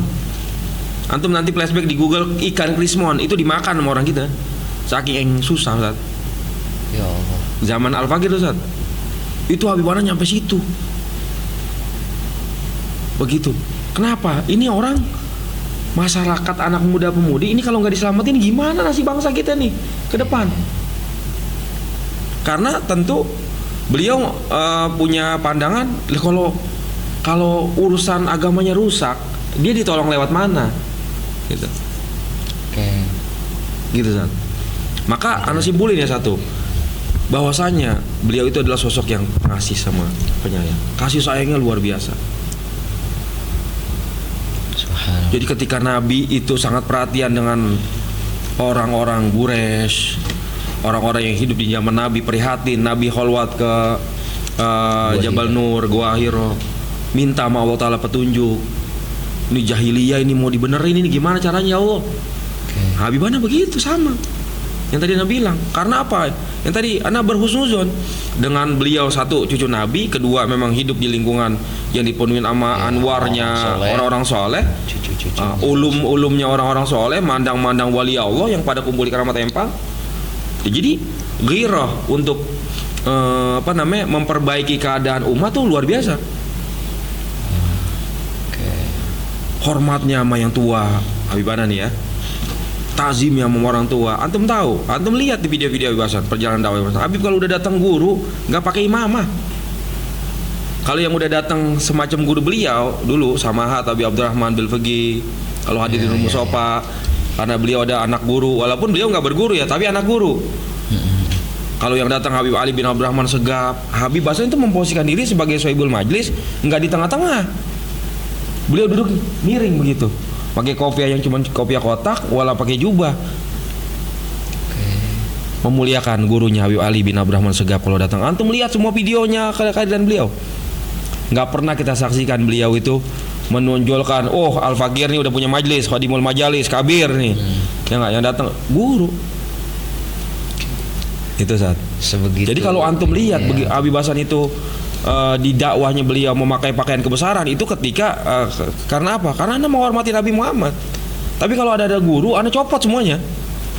Anda kasih buat guru anda. Ihtiramul muallim ya. Lihat foto-fotonya. Ketika Habibana Anis bin Muhammad, Habib Muhammad Anis bin Al Habsyi datang, apa yang terjadi duduknya? Habib Hasan duduknya begini. Habib Hasan mimpin. Habib Hasan nggak pakai imamah, wala pakai cuaca kayak yang biasa Habib atas pakai. Ikhtiram li syekh ya. Ikhtiram kepada orang yang lebih tua. Itu. Terus sayangnya sama yang lebih muda luar biasa. Antum tahu sayang luar biasa. Ini Anda buka sedikit. Itu majalis-majalis yang di Jakarta mau Jabodetabek itu nisbahnya sama Habib Hasan. Semua majelis di Jakarta itu. Habib Ali bin Husain Asegaf yang kemarin datang. Kenapa beliau lebih sayang sama Habib Hasan? Yang mengasih inspirasi, yang mengarahkan, yang membuat gulubnya ini Habib Syabab untuk bisa terjun ke dunia dakwah itu Habib. Jadi Habib ketika udah berdakwah lalu membagi apa sebutannya kaifiyah, cara-cara, metode. Beb, antum ini harus dakwah, Beb. Umat Nabi Muhammad mesti diselamatin. Anda nggak bisa sendiri, bantu. Ayo bangun. Itu Habib Ali bin Husain Nurul Habib. Nurul Habib itu lahir dari Rumus Sopa. Siapa lagi? Nabil Gadri, Habib Nabil Gadri. Habib Nabil Gadri itu pulang dari Hadramut ke tempat kita, disuruh ngajar sama Habib. Ana yang nemenin, ana yang ngelayanin beliau kalau lagi datang. Beb, antum ngajar tempat ana di sana Segap nih. Selebihnya antum ceramah di majlis ana, ntar nanti buka majlis. Bangunlah beliau. Hayun fi qulubina Habib Nabil Gardi. Siapa lagi? Mau disebutin nama mana? Banyak. Satu lagi sahabat beliau yang terdekat, Habib Abdul Qadir bin Umar Mauladawilah Malang. Oke, ya. Darul Hijrah. Itu beliau itu basicnya nggak dakwah. Beliau itu cuman dokumentasi habaib-habaib. Oke. Media lah satu. Ya, nah, kayak kita nih medianya habaib, kalau ada haul ya foto-foto, ada ulama-ulama datang ya foto. Habib pasti ngajar. Ya Abdul Qadir, dakwah. Antum nggak ada, antum belum mampu, anda support. Ya, ini terkait masalah tadi itu sosoknya Habib Hasan. Itu care-nya sama umat Nabi luar biasa. Oke, ana nggak bisa menyentuh ranah itu, nggak bisa menyentuh masyarakat situ. Ana arahkan teman ana buat dakwah di tempat itu. Oke, jadi atas rujukannya Habibana Hasan untuk sampai kita tuh sama Habibana Munzir tuh bareng saat. Oke. Antum tahu Habibana Jindan, Habib Ahmad Jindan dulu pulang dari Hadramut belum ada tempat, belum ada ngajar, diundang sama Habib Hasan tiap malam minggu biar ceramah. Jadi kita tuh dulu Habib Munzir malam minggu di tempat kita, Habib Jindan di tempat kita, Habib Ahmad Jindan di tempat kita, Habib Gures Baharun di tempat kita. Oke. Terus promotornya berarti Habibana ya. Subhanallah. Siapa lagi yang di atas? Cidokom. Antum baru pernah dengar nggak Ustadz di Cidokom itu Allahumma sholli Muhammad alumni Darul Tauhid Syekh Ridwan Al-Amri. Itu di tempat kita. Di tempat Habib maksudnya. Ceramah duduknya. Jadi memang Habibana tuh benar-benar sosok yang menginspirasi sekali ya, Ustaz. Makanya ketika antum berinisiasi membuat yang begini, ini kan hal-hal yang kebaikan-kebaikan beliau yang mungkin ya orang-orang nggak semuanya tahu saat. Ya betul. Gitu. Karena orang-orang tuh kebanyakan mungkin taunya di masa-masa puncak beliau, tapi nggak tahu tuh perjalanan awalnya beliau seperti apa saat. Ya benar. Kita tuh home to home, bukannya masjid to masjid awalnya. Dari rumah ke rumah gitu ya. Oke. Nanti kalau dari awal cuma 5, 7, 10. Bagaimana tuh berarti beliau perjuangannya? Berarti kan apa? Pengorbanan. Iya, benar. Mengorbankan waktu, mengorbankan tenaga, mengorbankan pikiran, mengorbankan harta, dihabisin masa mudanya buat belajar mengajar. Kenapa? Karena beliau selama ngajar kita belajar. Kita dikenalin sama guru-guru beliau. Kita Al-Bagir diajak ke guru beliau Habib Muhammad bin Husin Al-Ottos Allahyarham. Kita diajak ngaji sama Habib Abdurrahman Segap Sayyidil Walid Bukit Duri. Kita diajak ngaji Habib Ali bin Abdurrahman Segap Al-Afaf. Ngaji, Habib tetap ngaji. Belajar, mengajar, nggak pernah berhenti belajar, mengajar. Terus. Bukannya berarti udah dakwah terus nggak belajar lagi. Malah tambah. Habib Tahir Al-Kaf kita nanya, Habib Hasan nanya, kita tuh dibawa Ami Umar Ben Hil, Sohibul Asmaul Husna. Habib datang ke situ minta doanya, ngaji Asmaul Husna, minta nasihat-nasihatnya. Gitu. Jadi nggak ada orang itu merasa cukup dalam belajar. Beliau di sisi kesibukannya berdakwah ngajak orang ke jalan Allah Ta'ala, lalu menyempatkan waktu-waktu kita kalau minggu pagi ke Kuitang, hadir majlis Kuitang. Anak tuh kenal sama Habib Salim Asyatiri, awal maro bisa ketemu Habib Hasan aja nih, ada wali. Nah, Habib Salim masih zen nih, masih sehat. Maka Habib Hasan Satiri ketemu di situ. Habib Umar bin Hafid awal maro tahun 98 ketemu di situ. Pertama kali Habib Umar nuzul ke Indonesia. Berkunjung ya Ustaz. Iya, dulu kan Habib Umar itu mengunjunginya tempat-tempat makbarah ini aulia aja. Kalau di Jakarta luar Batang, Kuitang, Al-Hawi, Emang Bogor. Belum ada tabligh akbar. Habib Umar itu datang ke tempat-tempat makbarah aulia.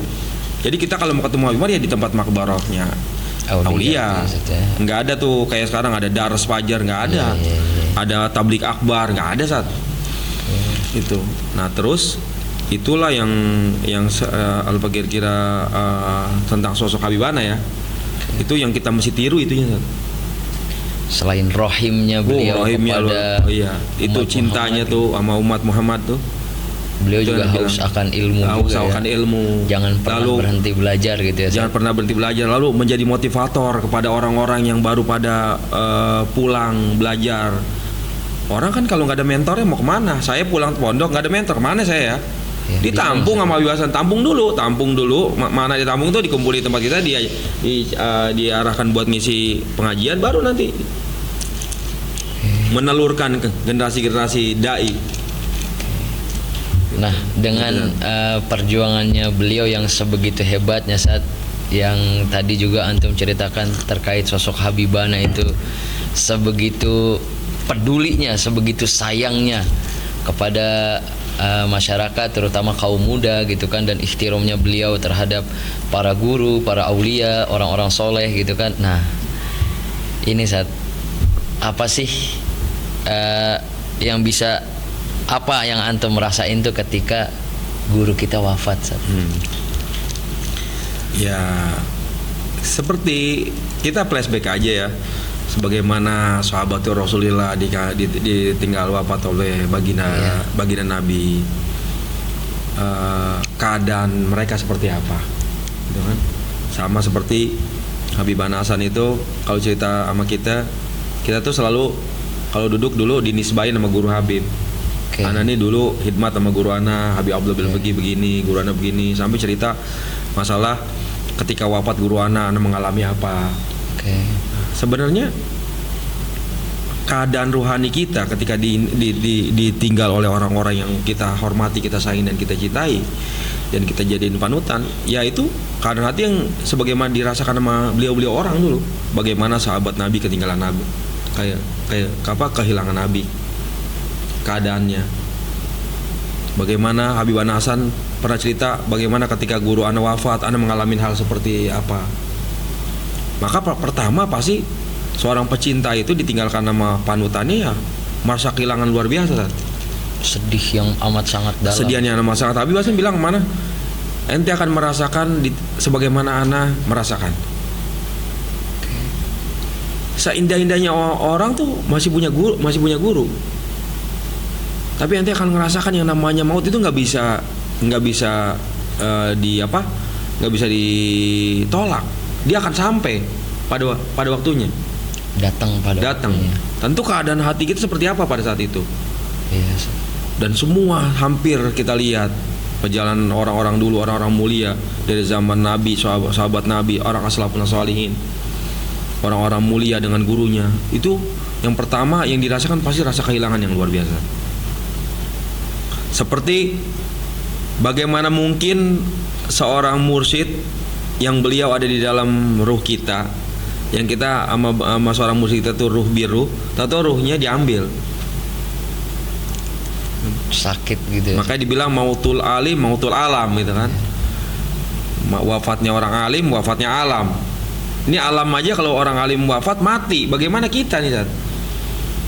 Seorang manusia hamba yang kita ada di hati kita, ada giroh sama agama, ada himmah yang gawiyah, ada himmah yang kuat buat buat support agama. Terus tiba-tiba diambil gitu. Sang motivator sejati kita ini diambil. Kita tuh bohong kalau kita nggak mengalami satu keadaan yang mana seperti kita nggak nerima sebenarnya secara zahiriyah gitu kan. Terguncang cuman hakikatnya ya ini kekuasaan Allah Subhanahu wa taala. Gitu. Maka dibilang man lam yahzan bi mautil ilim fahuwa munafik kan gitu. Barang siapa yang tidak bersedih dengan wafatnya seorang ulama, munafik ini ada orang gitu. Jadi tentu pertama perasaan yang kita alami adalah merasa kehilangan yang luar biasa. Kenapa? Karena kalau kita lihat bagaimana beliau di akhir hayatnya itu ngajak kita keliling dulu gitu. Keliling yang kita nggak tahu, ternyata keliling ini adalah laporan. Beliau melaporkan hasil dakwahnya kepada orang-orang solehin yang beliau ikutin. Dari Pekalongan, kita tuh Al-Fakir tuh ziarah ke Pekalongan dulu. Nih pas buat di bulan Saban nih. Ini pas nih di bulan Saban. Karena kita mau ke Hadramut kan, ziarah dulu ke Pekalongan saat. Karena Pekalongan itu hallnya nisfu Sa'ban.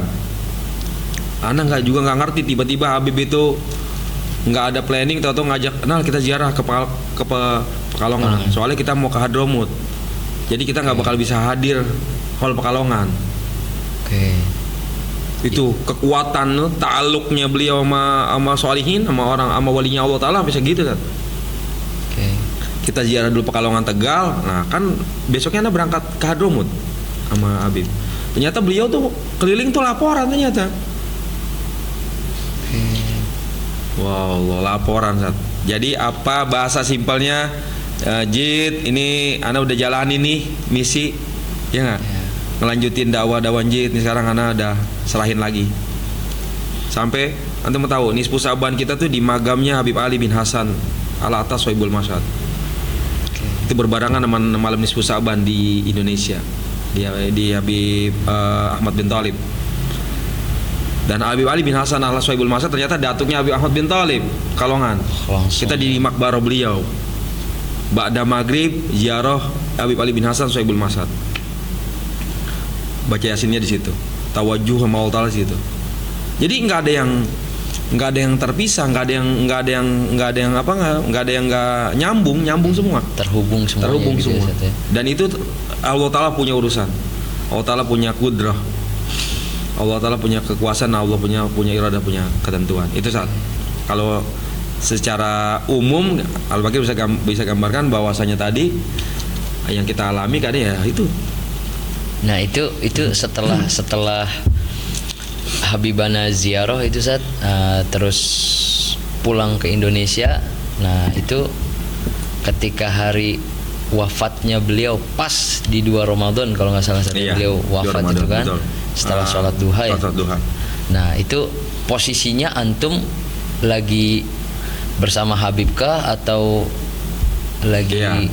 Jadi malam terakhir itu Habib cuma bilang sama Ana, Habib cerita. Habib ngomong sama Ana begini di malam itu pas mau sholat taraweh tuh yang kedua. Kata Habib, "Nal, Habib sekarang darah rendah gitu." Tuh Habib tuh Ana jumpain di tangga beliau dari atas, kita mau turun mau memimpin sholat tarawih, mau memimpin sholat isya dan tarawih di istana ya. Di sana Habib baru salam, itu memang itu tangan Habib udah dingin. Dingin. Nggak biasanya tangan Habib dingin, biasanya itu hangat tangannya Habib. Kalau kita ya namanya orang saat ketika baru bertemu berjumpa pasti yang kan terasa tuh ketika kayak model Anda megang antum nih, karena bisa tahu nih, wah itu hangat kan gitu. Nah kita kan kalau mau sofaha kan kita tahu. Habib dingin banget tangannya gitu. Habib langsung ngomong, "Nal, Ana punya darah rendah kayak antum, kayak ente." Kaget Ana saat. Habib nggak ada ceritanya darah rendah saat. Karena ketika pulang dari Singapura aja sebelum pulang ke Indonesia tuh kemarin yang habis dari Hadramut kan Habib langsung minta berangkat ke Singapura. Itu aja Habib darah tinggi saat, hampir nggak pulang tuh Ana. Karena darah Habib biasa tinggi 160. Kata Habib, Ana kalau darah Ana masih tinggi Ana nggak pulang. Gitu, takut ngapa-ngapa gitu di pesawat, nggak ada anuan, nggak ada medis. Nggak ada gitu. Dokter, nggak ada namanya di pesawat. Nah makanya Habib nggak punya. Ternyata kita Habib minta dibeliin penurun darah tuh pada saat itu ada buah-buahan yang biasa Habib konsumsi. Ada jus mentimun, ada buah bit yang bisa nurunin itu bisa nurunin tensi darah. Karena kita cari dulu, setelah turun dicek sama Haikal itu darah rendah, baru kita pulang ke bandara. Gitu. Itu saat ketika mau wafat itu, ketika menjelang wafat tuh Ana udah mulai nggak nyaman pas Habib Hasan ngomong Ana darah rendah. Habib Hasan nggak ada ceritanya darah rendah kan. Habaib itu konsumsinya daging, maka tentu yang lebih lazim adalah darahnya tinggi. Darah tinggi. Iya. Dan itu kita tahu tuh track recordnya Habib Ana bahwa beliau tuh ada darah tinggi. Dibilang ngomong darah rendah, Ana geretak tuh hati. Kok bisa ya Habib darah rendah? Gitu. Dah. Lalu mimpin sholat isya. Nah, mimpin sholat isya nih Habib udah aneh nih, udah nangis. Oh pas sholat tuh Habib nangis ya? Habib mimpin sholat isya, ada di YouTube. Habib nangis tuh. Gitu. Nangis Habib. Habib nangis di sela-sela baca ayat, nangis. Kalau nggak salah ayatnya waktu itu sabihis tuh. Karena ya beliau lagi imam sholat isya ala. Udah nangis. Udah. Lalu Habib mimpin burdah terakhir malam Rabu. Itu malam Rabu waktunya. Ramadan kedua itu kan. Iya. Itu burdah, Habib mimpin langsung. Padahal Habib lagi kurang sehat nih. Anda udah tahu nih, karena kata Haikal baru ganti kaos 6 kali. Ganti kaos oblong, kaos dalam tuh 6 kali ganti. Basah ganti gitu. Udah. Tapi Habib mimpin burdah. Emang beliau tuh sangat cinta sama Imam Busiri ya. Makanya kita nih kalau lagi baca Imam Busiri itu nggak kuat kita. Kenapa sih? Cintanya Habib sama Imam Busiri luar biasa. Selain Dalail Khairat ya. Dalail Khairat. Itu amalan salawat Habib Hasan tuh luar biasa. Dalail Khairat sama Imam Busiri. Sampai Al-Fakir setelah ada wafat Habib Hasan juga masih ditegur tuh lewat mimpi, ente baca Dalail.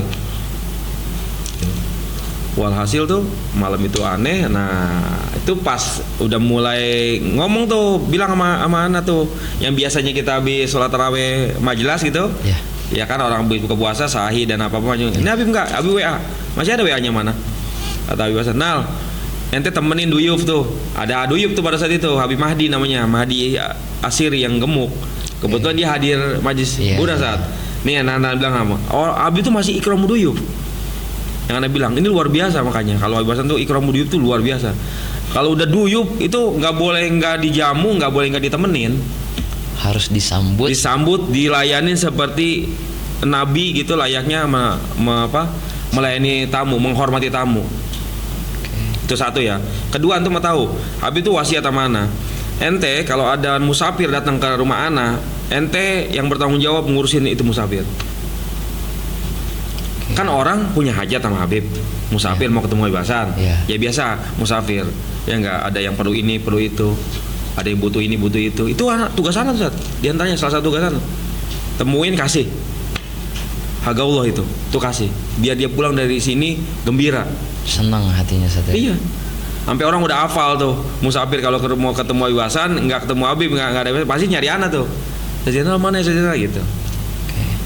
Itu salah satunya. Bayangin Habib sampai mikir ke situ. Kalau ada duyub nggak ketemu anak, tanggung jawab ente. Nah sama seperti pada malam hari itu.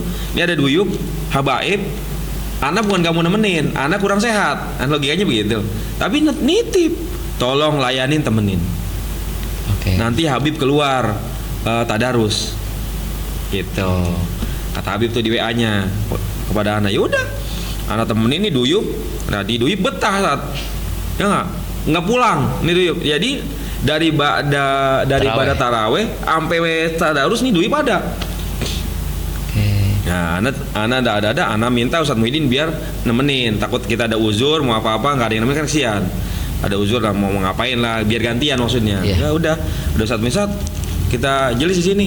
Itu pada malam itu antum tahu. Ini pertanyaannya nih si Said, kayak pertanyaan antum mana?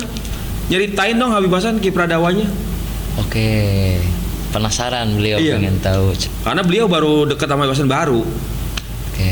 Jadi pengen tahu gitu. Gimana sih ceritanya Habib Hasan dulu awalnya? Kayak kamu ada ini. Kayak kita bikin podcast. Walhasil cerita saat sampai mau tadarus, Habib turun tadarus Al-Quran. Itu sahur Ustaz? Waktu sahur? Waktu sahur. Ini itu tadarus tuh terakhir. Nah, tadarus, pada tadarus, mimpin tadarus, Habib ngajak kita sahur terakhir nih Sat. Yang jadi cerita sahur terakhir. Antum tahu apa yang diomongin Habib Hasan? Zainal, hari ini kata Habib Hasan nih, di sahur itu mana? Bukan anak doang yang ada, tapi ini lagi kalah sama anak. Ada putra Habib tuh, Habib Ali. Habib Ali itu. Karena Habib Hasan ada di sini.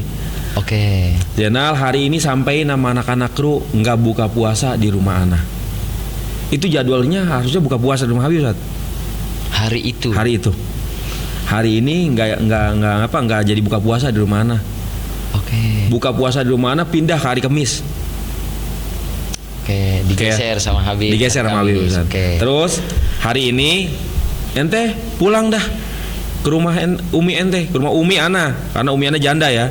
Kata Habib, ente pulang ke rumah Umi ente buka sama Umi ente, girangin Umi ente. Karena hari ini Jana juga nggak buka puasa sama Habib. Oke. Wah, ini udah mulai aneh-aneh nih kan. Padahal ini bukan jadwal anak pulang nih. Oke, jadi antum udah ngebaca tuh ya? Iya, udah ada isyarat tadi. tuh. Satu masalah darah rendah, itu satu. Itu anak udah ada ngertak tuh dia di hati. Kok bisa yayasan darah rendah? 70/60 tensinya. Bayangin mantum, 70/60 gimana tuh, harusnya pingsan itu. Iya, nggak kuat saat itu. Nggak kuat. Ana mikirin tuh, kok aneh kok Habibana darah rendah ya. Itu satu. Kedua tadi tuh, kalam tadi nggak puasa, bilangin anak-anak kru nggak buka puasa di rumah anak. Kasih tahu Habib Gosim sama Habib Abdullah. Karena Habib Gosim sama Habib Abdullah udah tahu jadwal itu buka puasa di rumah Habib hari itu saat. Jadi mau dikumpulin semuanya biar bukber di situ. Ya, karena Habib Hasan tuh setiap tahun kalau buka puasa pertama itu di Empang, buka puasa kedua di rumah Habib. Oke. Tertib ya, udah jadi tertib. Dibatalin sama Habib. Oke. Gitu, saat. Walhasil beliau kalam seperti itu. Yang ketiga nanya sarung buat anak kru. Habib tuh biasa ngasih hadiah sarung sama anak kru. Oke. Jadi maksud Habib Hasan tuh ketika buka puasa nanti anak setelah buka dikasih sarung sama Habib Hasan. Mesen sarung sama anak. Gitu. Sarung ada nggak? Wah, kalau sarung sebanyak itu nggak ada, Bib. Lagi maksudnya nggak ada, tapi kalau memang Habib mau kita upayakan kalau buat kemis. Iya kata Habib kemis, buat kemis aja. Mesen sarung saat. Gitu. Yang keempat ngomong mana? Ini bingkai. Ada bingkai baru dibikin sama Habib Hasan. Oke. Baru jadi bingkai itu, masih ditutup pakai dus, masih dikemas pakai dus pinggir-pinggirnya. Yeah. Bingkainya kelihatan. Ini bingkai buat ente. Ini bingkai Habib Hasan nih, boleh pesan sendiri Habib. Iya. Ini bingkai ente bawa pulang, taruh di rumah ente, pajang. Itu bingkai ziarah kita di Tarim, baru dicetak. Oke. Buat Ana, ente taruh di rumah ente. Oke. Gitu saat. Dah ya, selesai ya. Udah tuh sahur tuh. Lah udah cerita apa? Cerita Singapura yang kemarin. Oke. Parhan ini Habib. Gua ketawa-tawa cerita Parhan. Kenapa? Karena Ana ditahan saat. Ana di Singapura itu waktu jalan terakhir sama Habib Hasan, Ana ditahan imigrasi 3 jam. Kayak Ustadz Abu Somad ditahan, diinterogasi Ana gara-gara paspor Ana ada dari Irak. Oh, dari saya Brigadir Jalani kan di paspor itu ada copnya dari Irak. Ana di Suwuzoni Ana ISIS. Wah, itu sama Singapura nih. Alhamdulillah Habib lolos kan. Yang waktu itu kemarin tuh sebelum wafat. Lolos, Ana ditahan 3 jam. Wah, gorom nih. Kenapa? Karena rokok yang ditahan ternyata bukan cuma Ana sama si Hekal. oke. Rokok di koper Ana sama di koper Hekal. Nggak bisa ngerokok Habib Hasan kan? Iya. Gitu. Karena rokoknya ditahan, kitanya nggak boleh keluar. Berarti kan bagasi kita semua koper kan ditahan otomatis. Habib udah keluar duluan nih. Nggak ada rokok. Gitu saat. Dah. Itu pesan Habib Hasan tuh. Cerita Singapura rahat-rahat nih saat. Udah, wes azan subuh. Udah, azan subuh. Habib yang bilang, udah ntar Habib yang imam. Sempat ngimam berarti imam, Ustaz ya. Oke. Imam subuh. Itulah salam-salaman terakhir kita tuh. Habib subuh baca aurat Habib Abdullah bin Muhsin biasa, lalu salam-salaman. Sambil baca salawat Sayyidi Sadat. Allahumma. Ana sempat videoin. Nggak tahu, Ana belum pernah videoin itu. Baru itu Ana videoin. Itu yang viral itu video Ana itu. Yang Ana videoin itu salaman terakhir subuh itu video dari Ana tuh. Habis baca salawat Sayyidi Sadat sampai kelar. Udah naik ke atas kamar antum tahu. Ana udah kelar pulang.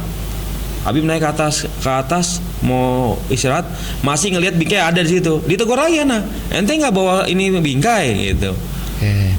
Itu sampai Haikal suruh ini apa ingetin Kal, ya anterin Kal itu kasih Bang Yenal. Gitu saat. Oke. Oh, itu berarti posisi antum udah pulang ke rumah tuh Ustaz? Masih di masih Manggis, cuman Ana belum ngambil itu. Habib kan naik ke atas, ke zawiyah beliau ini di atas. Masih ada bingkai itu, Ana nggak ambil. Habib masih ingat, ini jangan suruh bawa. Gitu. Udah, walhasil saat Ana pulang, nggak bisa tidur Ana tuh. Jadi setelah Ana ngomong sama istri, kita hari ini buka puasa di rumah Umi. Kan rumah Ana sama rumah Umi Ana kan nggak satu rumah. Oke. Ya udah, anak telepon Umi Ana dulu, bilang jangan masak, jangan repot-repot, kita beli aja dah, simpel. Oke. Ini lagi ngatur gini nih karena Habib Hasan perintahin suruh buka puasa di rumah Umi Ana. Iya. Girangin Umi, udah. Habis udah kelar ngobrol-ngobrol, udah selesai, udah ngontak Umi Ana nggak bisa tidur. Gelisah Ana nih. Gelisah, oh kenapa ya? Kok nggak bisa tidur Ana ya? Sampai jam 7 lewat, setengah 8, hampir mau jam 8 kurang. 8 seperempat baru Haikal nelfon Ana. Oke. Itu kaget tuh Ana langsung saat kaget nelfon gini, bang kesini bang, cepetan bang, Habib pingsan gitu. Oke. Kata Haikal Habib pingsan. Udah, Ana langsung ke bangun kamar mandi, Ana langsung wudhu, Ana berangkat ke Manggis. Nyampe di Manggis, Habib udah baru jalan, baru dibawa. Yang bawa Haikal, Imam, Syakir, Holil. Oke. Di mobil Alphard. Oke. Nah, Ana lihat Habib Ali Uraidi masih tidur, Ana bangun Habib Ali. Bib bangun Bib. Walid apa namanya? Pingsan. Walid pingsan Bib. Habib Ali yang masih belum ngapa. Udah antum ikut. Ana berdua tuh. Ana bawa mobil Camry sama Habib Ali. Nyusul ke rumah sakit. Dibawa ke rumah sakit mana itu, Ustaz? Puri Cinere, karena kan Habib emang biasa kan situ. Oh, Puri Cinere. Jadi Puri Cinere, nyampe di Puri Cinere, nyampe di IGD tuh dokter udah tahu semua kan, karena emang Habib sering medical check up kan situ kan. Ditanganin lah langsung. Ditanganin, ya itulah kabar yang luar biasa yang bikin semuanya yang terguncang. Gitu. Ternyata kata dokter, keluarganya mana nih gitu. Kita bawa Habib Ali kan, ada Habib Ali ini anaknya. Kita dampingin. Ini bapaknya udah nggak ada gitu. Wah, Masya Allah, udah ruangan udah pecah itu saat. Ini belum ada Habib Abdul, belum ada Habib Qasim, ini belum tahu nih. Orang mendadak kan. Oh, udah. Di keluarga Habib pada belum tahu. Wah, luar biasa tuh hari pecah dah, hari yang sangat apa namanya bahasanya? Amul Huzn kalau kata cerita Nabi, ya tahun kesedihan. Karena dari Jamal baru 6 bulan jedanya kan, deket-deket gitu saat. Terus ya itu yang tadi Anda bilang, gimana perasaannya, kesedihan yang luar biasa. Tadi ya kisi-kisinya, karena Habib Hasan sering bilang mana saat kan urusan privasi, kalau urusan gituan kan.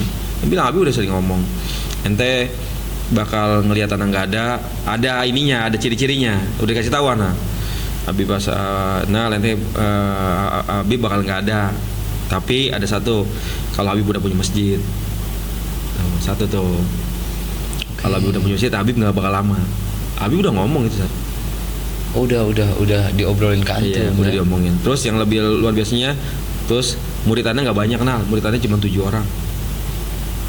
Tapi dari 7 orang ini bisa ngasih syafaat kemana-mana. Murid Ana nih, dari sekian banyak yang ente lihat 10.000, murid Ana itu cuma 7 orang. Ketiga, ente bakal nyaksin Habib wafat, Habib lagi mimpin majlis. Itu. Maksudnya Habib tuh karena memang kecintaannya beliau sama dakwah, pengen wafat di ketika dakwah. Ketika lagi mimpin majlis. Tuh anak pegang tuh semua kalam-kalam Habib. Terus yang terakhir, ini kalam hal ya, udah mulai ke kalam hal. Yang keempat, ente nggak bakal tahu siapa Habib sebenarnya setelah selagi masih ada Habib ada. Entah kalau Habib udah nggak ada baru ente tahu. Gitu. Ini udah kalamul hal ya, kalamul khos ini. Iya. Ente nggak bakal tahu siapa sebenarnya Ana, siapa sebenarnya Habib selagi Habib masih ada. Entar kalau Habib udah nggak ada, ente baru tahu siapa Ana. Gitu. Itu udah kalam khos yang beliau bilang, ya yang penting ente dijaga aja, seperti Syekh Abu Bakar bin Salim ngomong di saya beliau, uktum hawana in arota ridona wahzar tubihu bisirina lisiwana gitu. Jadi ente kalau mau tahu nanti setelah ada wafat ana, ente seperti kalamnya Syekh Abu Bakar bin Salim, jangan pernah ceritain sama orang-orang yang kalau engkau pengen ridho kami. Jadi rahasia-rahasia kami jangan kau umbar. Ya, jangan disebarluaskan. Jangan sebarluaskan. Gitu. Kayak gitu Sat. Jadi itu ya apa ya? Ya anak pikir semua mengalami hal yang sama kalau terkait kewafatan Nabi Hasan ya. Cuman mungkin persentasenya yang berbeda-beda. Betul. Saya dengan apa? Saya dengan ya besar kecilnya. Tadi hubungan, kecintaan, kerinduan, ya kan? Kita kan tahun 95 memang sehari-hari sama beliau. Ya tentu sebagaimana Sayyidina Abu Bakar Siddiq mengalami kewafatan Rasulullah, kehilangan Rasulullah. Iya, itu. Ya kita ngambil ibrah dari situ. Ya kalau yang bilang Nabi Muhammad itu adalah manusia, Nabi Muhammad itu adalah manusia biasa. Kalau yang berkata Allah itu kekal, ya Allah tetap ada, walaupun Nabi udah nggak ada. Itu bekal kita dah. Oke. Terakhir Ustadz. Nah, setelah antum menceritakan bagaimana perjalanannya Habibana bahkan sampai dengan beliau wafat. Nah, kira-kira menurut antum nih Ustadz, apa harapan antum untuk orang-orang atau para pecintanya Habibana Hasan setelah kepergian beliau? Ya tentu ini bukan cuma harapan Al-Bagir ya, pasti kita berharap sama-sama ya. Satu, dengan kewafatannya beliau tentu kita harus punya harapan yang sebagaimana beliau inginkan. Jadi kalau orang tua kalau wafat anaknya tentu akan meneruskan apa yang sudah orang tua kita jalankan, kebaikan-kebaikannya. Karena tugas kita itu ya melanjutkan apa yang sudah beliau bangun dan tinggalkan, amanat-amanat beliau. Yang kedua juga apa? Jangan lupa ya balas budi. Ya. Kan biru walidain sebenarnya kan balas budi itu ininya, hakikatnya kan. Walaupun balas budi kita ya nggak mungkin kebayar saat. Ya, kalau satu tetes air susu ibu aja nggak mungkin bisa dibayar kan, dengan gunung-gunung emas yang kita kasih sama ibu kita, bagaimana guru yang perjuangannya luar biasa, yang telah yang dibilang di kalam ulama itu man arafa nafsahu arafa rabbahu. Bayangin, beliau mengenalkan kita kepada Allah, masa ya kita tidak berbalas. Walaupun tadi ya kadarnya, walaupun antum mau balas dengan apapun, kebaikan sebesar apapun gak bakal kebalas. Sebaik apapun kita mau ngebalas. Iya, tapi udah menjadi satu kewajiban. Berarti apa? Berarti dengan yang kita bisa dan kita mampu tunjukin, balas itu kebaikannya Habib. Balas. Beliau ini menanam bukan dengan waktu yang sebentar, bukan dengan pengorbanan yang sedikit. Nurul Mustafa ini ada majlis, ada masjid, ada rubat. Gitu. Nah, tentu kita orang-orang yang menjalani tarbiyah dengan beliau langsung, dididik langsung, maka tentu punya kewajiban yang lebih daripada daripada cuman jamaah-jamaah yang muhibin yang hadir. Karena apa ya? Karena ada amanah-amanah yang sifatnya itu diberikannya langsung. Kalau amanah-amanah yang am kan, jangan tinggalkan majelis ilmu, jangan tinggalkan ziarah aulia, jangan tinggalkan kecintaan kepada keluarga Nabi. Lalu kita udah lebih dalam lagi Ustaz. Apa? Ya ayyuhalladzina amanu in tansurullah yansurkum wa yusabbit aqdamakum. Kita masuknya ke level itu. Tolong agama Allah.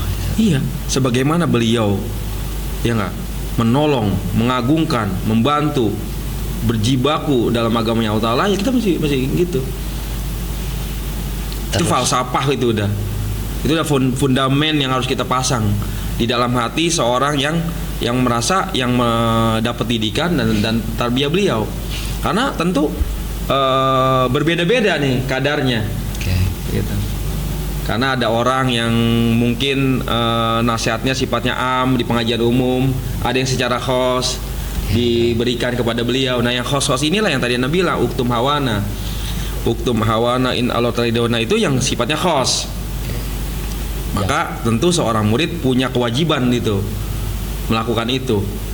Dia tidak perlu sesumbar, dia tidak perlu berpanjang-panjang cerita, buktikan aja, kerjakan aja apa yang beliau pengenkan, apa yang beliau inginkan kepada diri kita masing-masing. Tentu kita punya kewajiban yang sama tadi, ya nggak, meneruskan, melanjutkan, menjaga, merawat, gitu.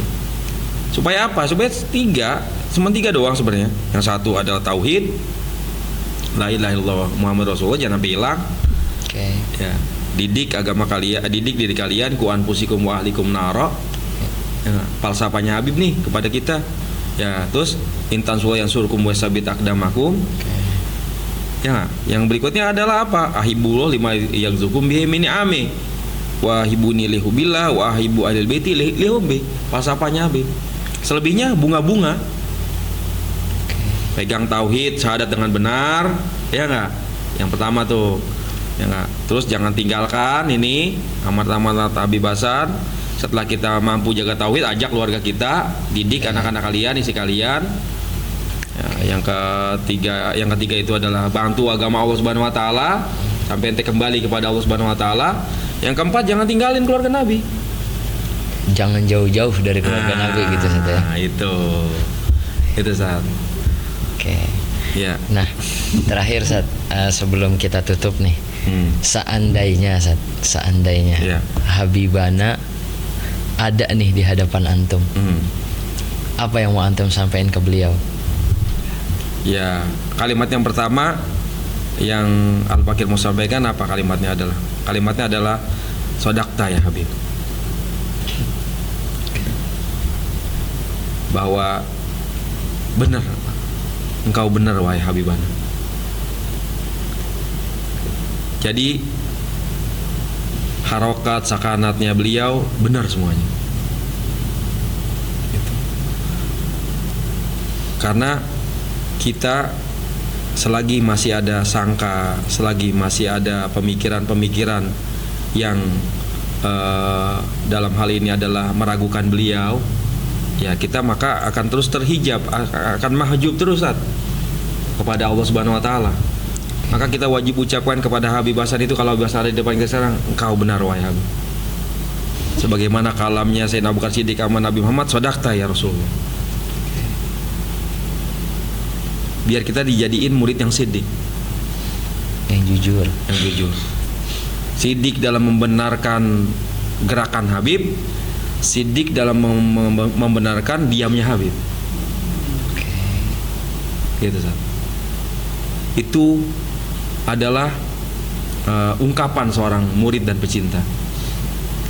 Selagi si murid ataupun si pecinta, si khadim masih meragukan tuannya, ya selama itu sepanjang itu pula dia akan berada di